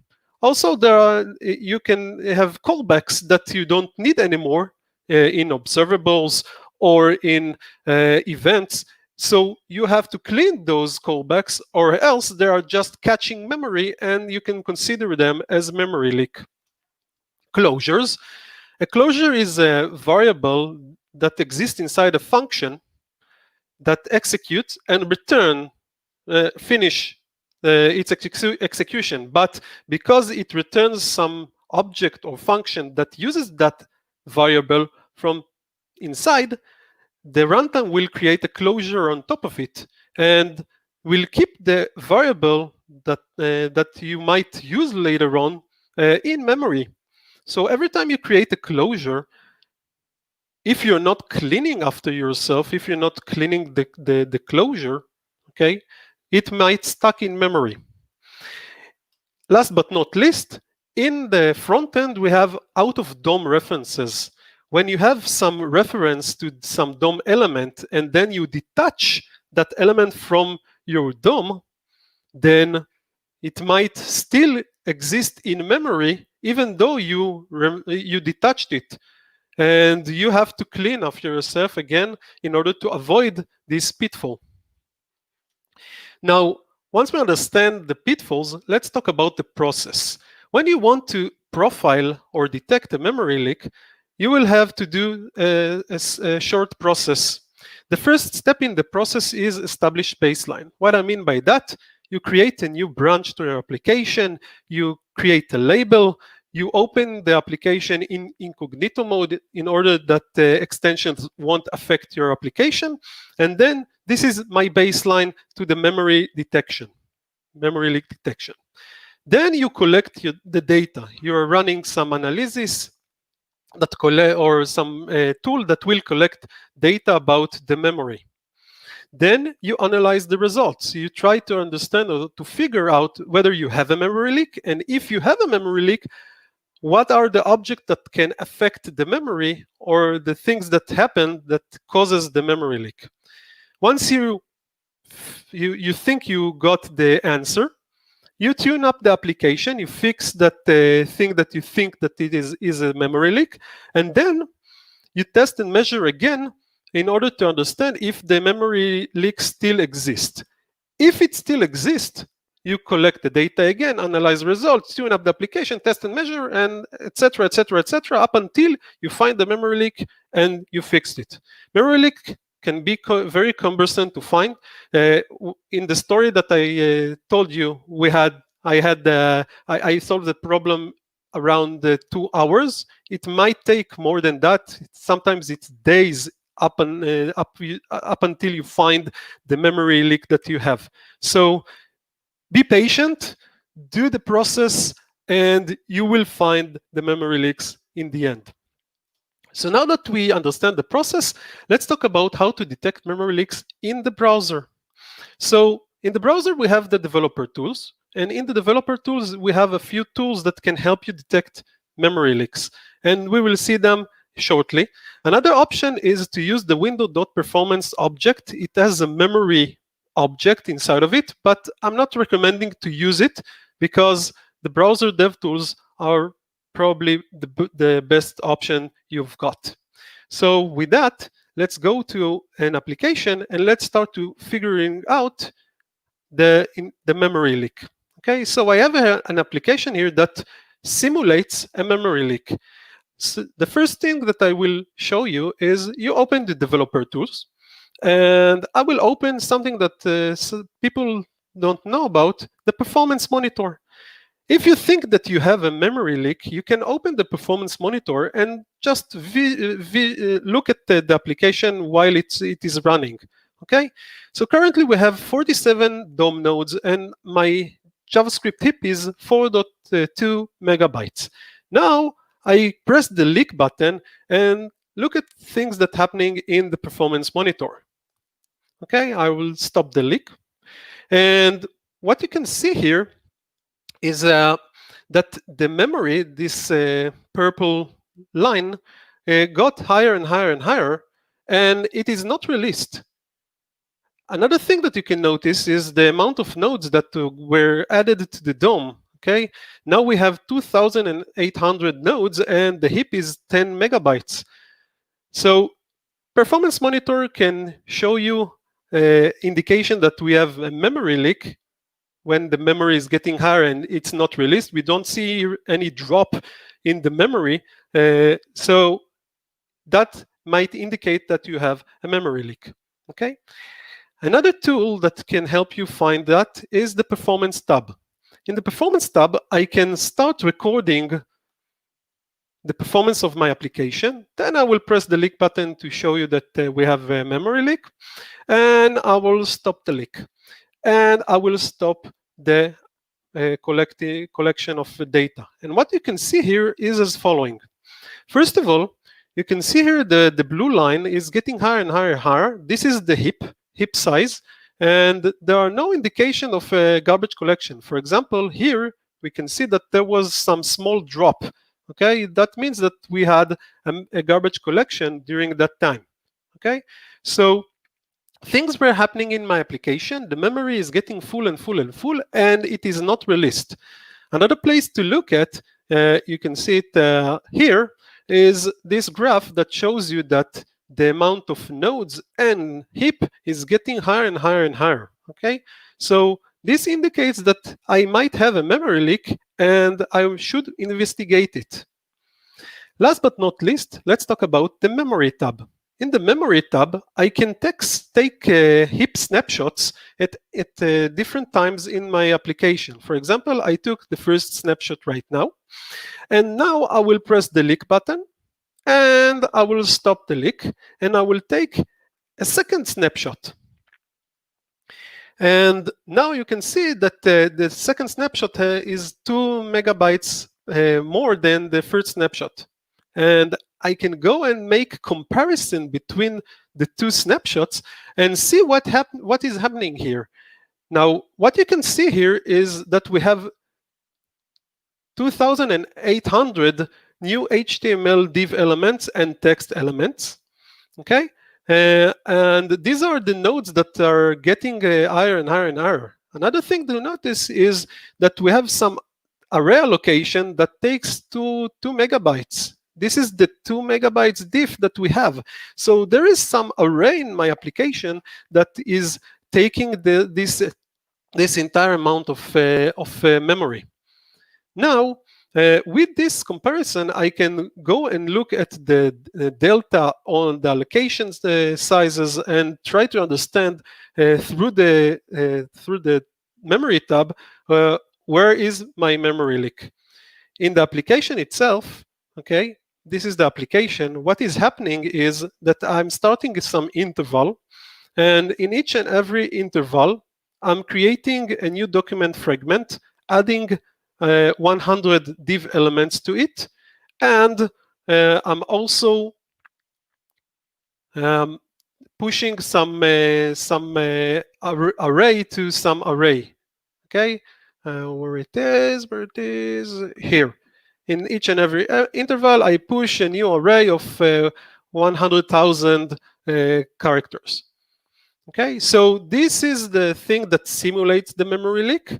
It's not a real memory leak, but it indicates and shows you how a memory leak might feel like and look like when you are using the developer tools. So I talked about a little about memory leaks in the front end. Let's talk about how to detect memory leaks in Node.js. In Node.js, you can still run Chrome developer tools. How do you do that? Run the node in inspect mode and use the memory tab. Other options to figure out about memory leaks are Node MemWatch, which is a module that you can use in order to get events about memory usage. And you can use heap dump, another tool, another module, in order to create dumps of memory and then open them in Chrome DevTools. So let's take a look at that in practice.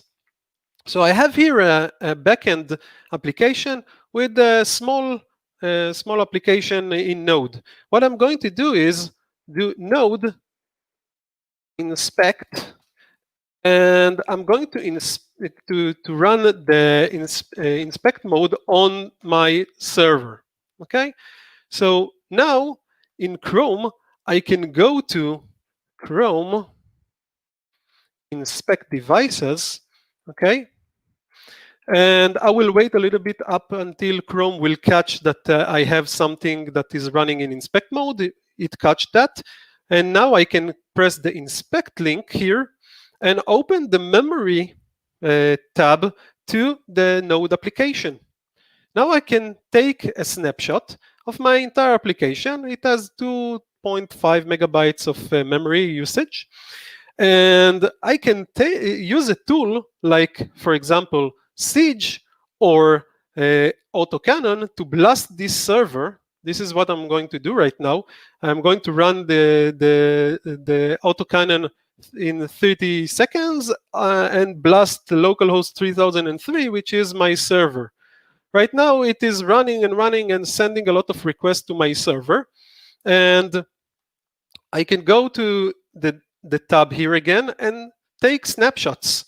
Okay, now you can see that we have 5.6 megabytes of memory usage, and after a few seconds, 7.3. The memory usage is getting higher and higher and higher, and I can create comparison between 3 and 2 to understand why is that. And things that jump into my notice is that we have a lot of new objects here in memory, a lot of date objects in memory, which are catching all the content or all the things that happening and filling the entire memory. Okay, so with that information, I can go to my server and try to figure out what is happening here. Apparently, I have here an array, a global array, which in each of every request, I just push data to it. So if I'm using a logger, I will probably log it to somewhere else, not to in-memory array. Okay, but for this example, it shows you how you can figure out that you have a memory leak in your application. And you can see that I'm pushing a new object here, and that object has a date object. So all the indications of that memory leak exist. Last but not least, let's talk a little bit about head dump. Okay, head dump enables you to dump memory to catch memory dumps and to put them into files in the format of the Chrome developer tools. So for example, I can require head dump in my application, and then I can do head dump write snapshot to someplace in my server. Okay, and the format will be .head heap snapshot, like these two heaps dumps that you can see here. And now, after I run the application, for example, what I'm going to do is go to localhost 3003. Okay, there will be a new dump in this folder if I ran the server again. Okay, because currently the server is running and I didn't refresh it. And with what we can do with those files later on is go to Chrome, and let's clear this up. And you can see here that I can load dump files to this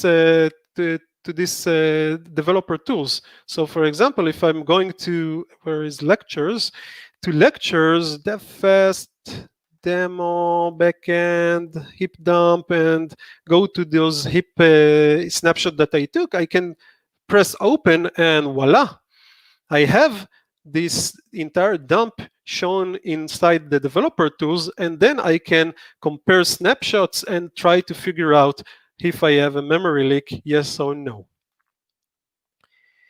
So we saw how we can monitor or detect memory leaks in the backend using the inspect mode. We also saw how to use head dump, heap dump in order to gather snapshots of memory, and then later on figuring out whether we have a memory leak, yes or no.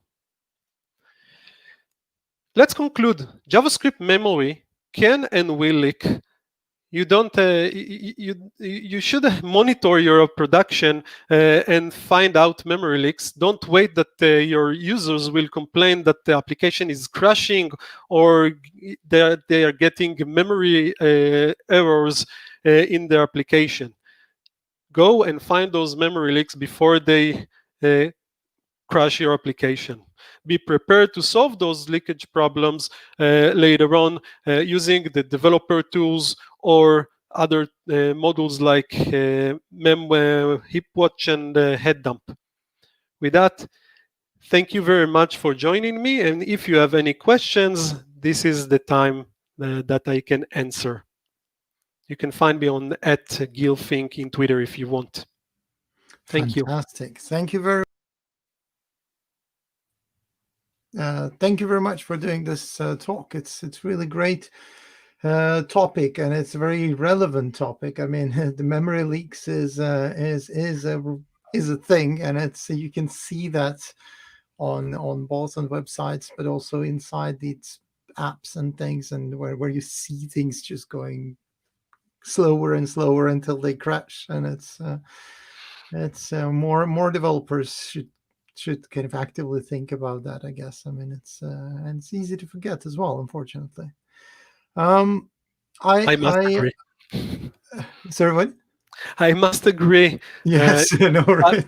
My example at the beginning is just one example of many places that I had the experience of detecting memory leaks in application written in Angular, in React, in other frameworks that we love and love to use, and it's a cumbersome thing to do to detect memory leak. But after you detect it, it's like, wow, I did it.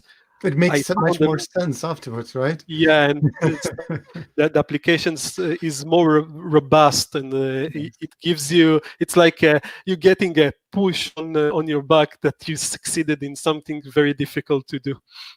We were actually talking back and forth. Where should we place this talk? Should we put it on the web track, or should we keep it on the cloud and backend track? And we ended up putting it on the backend part, because we ended up kind of realizing that it's probably as relevant for both as it can be.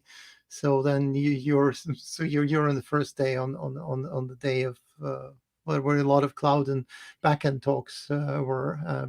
Yeah, that's, again, thank you very much for doing this. I have asked for questions, and it seems like the folks in the chat are quite quiet.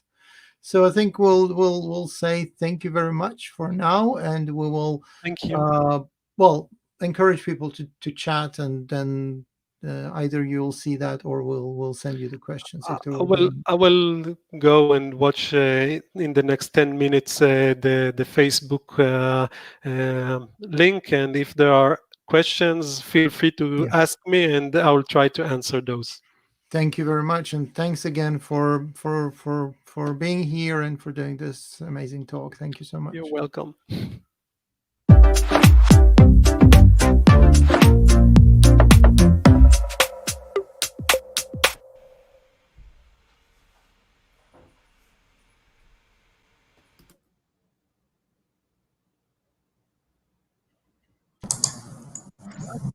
Now we are at the end of day one, and it's been a really great pleasure for me to be able to host this first day, and it's been an amazing lineup of speakers, and this amazing team that you see on the screen here as well, that's been working hard in the background, even though I was probably visible on the screen from time to time, but they have been working at least as hard, if not harder, in the background there. So there are a few things that I would like to say at the end now of the day one.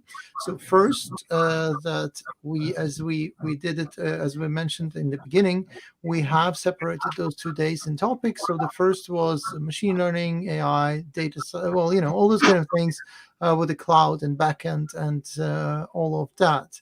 The second day will be much more towards the mobile and web and front end kind of stuff.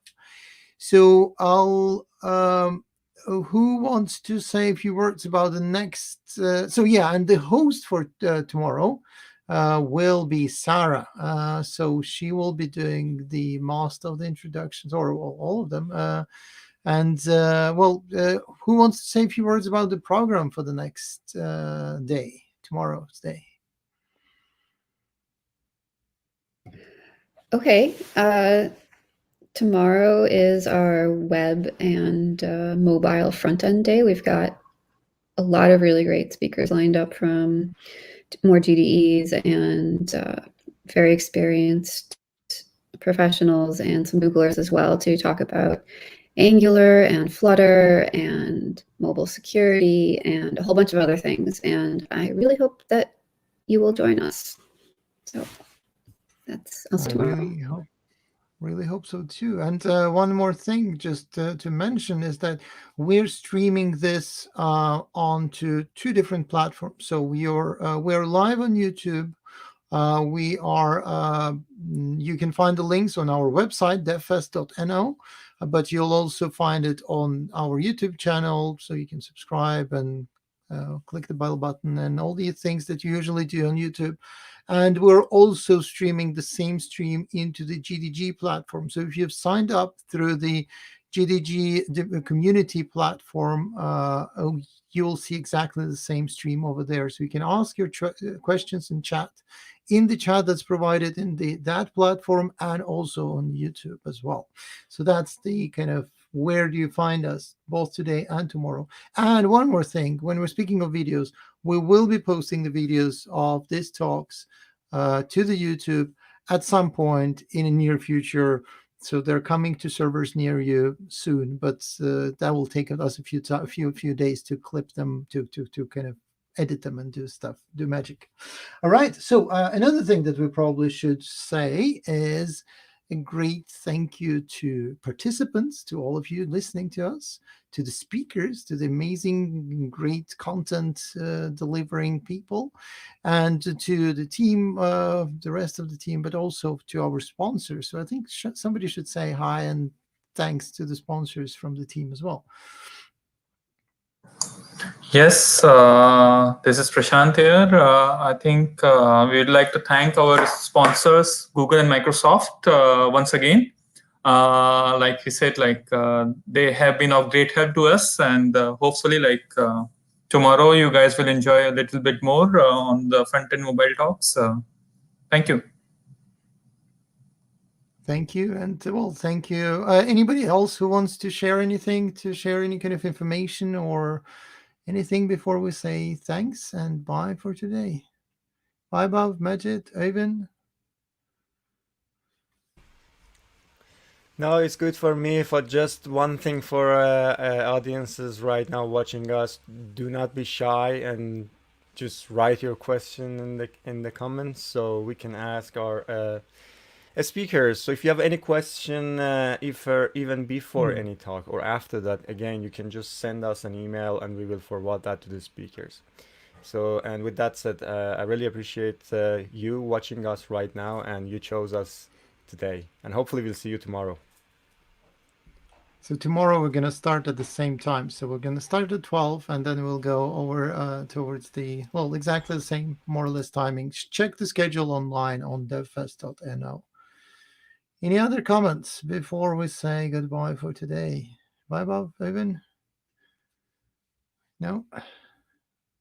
Well, I see you unmuted yourself, so now you have to talk. We can't hear you.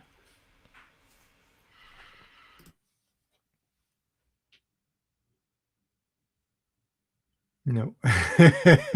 I guess you can't talk. Owen is waving. So Owen is the guy doing most of the magic behind the scenes with all the videos and everything. So thanks a lot to you for doing that as well. And okay, well, I think we'll say bye and thank you for today. And we'll see you at 12 tomorrow, 12 Central European Summer Time. So UTC +2. Just that's it. All right. Bye-bye. Thank you. See you.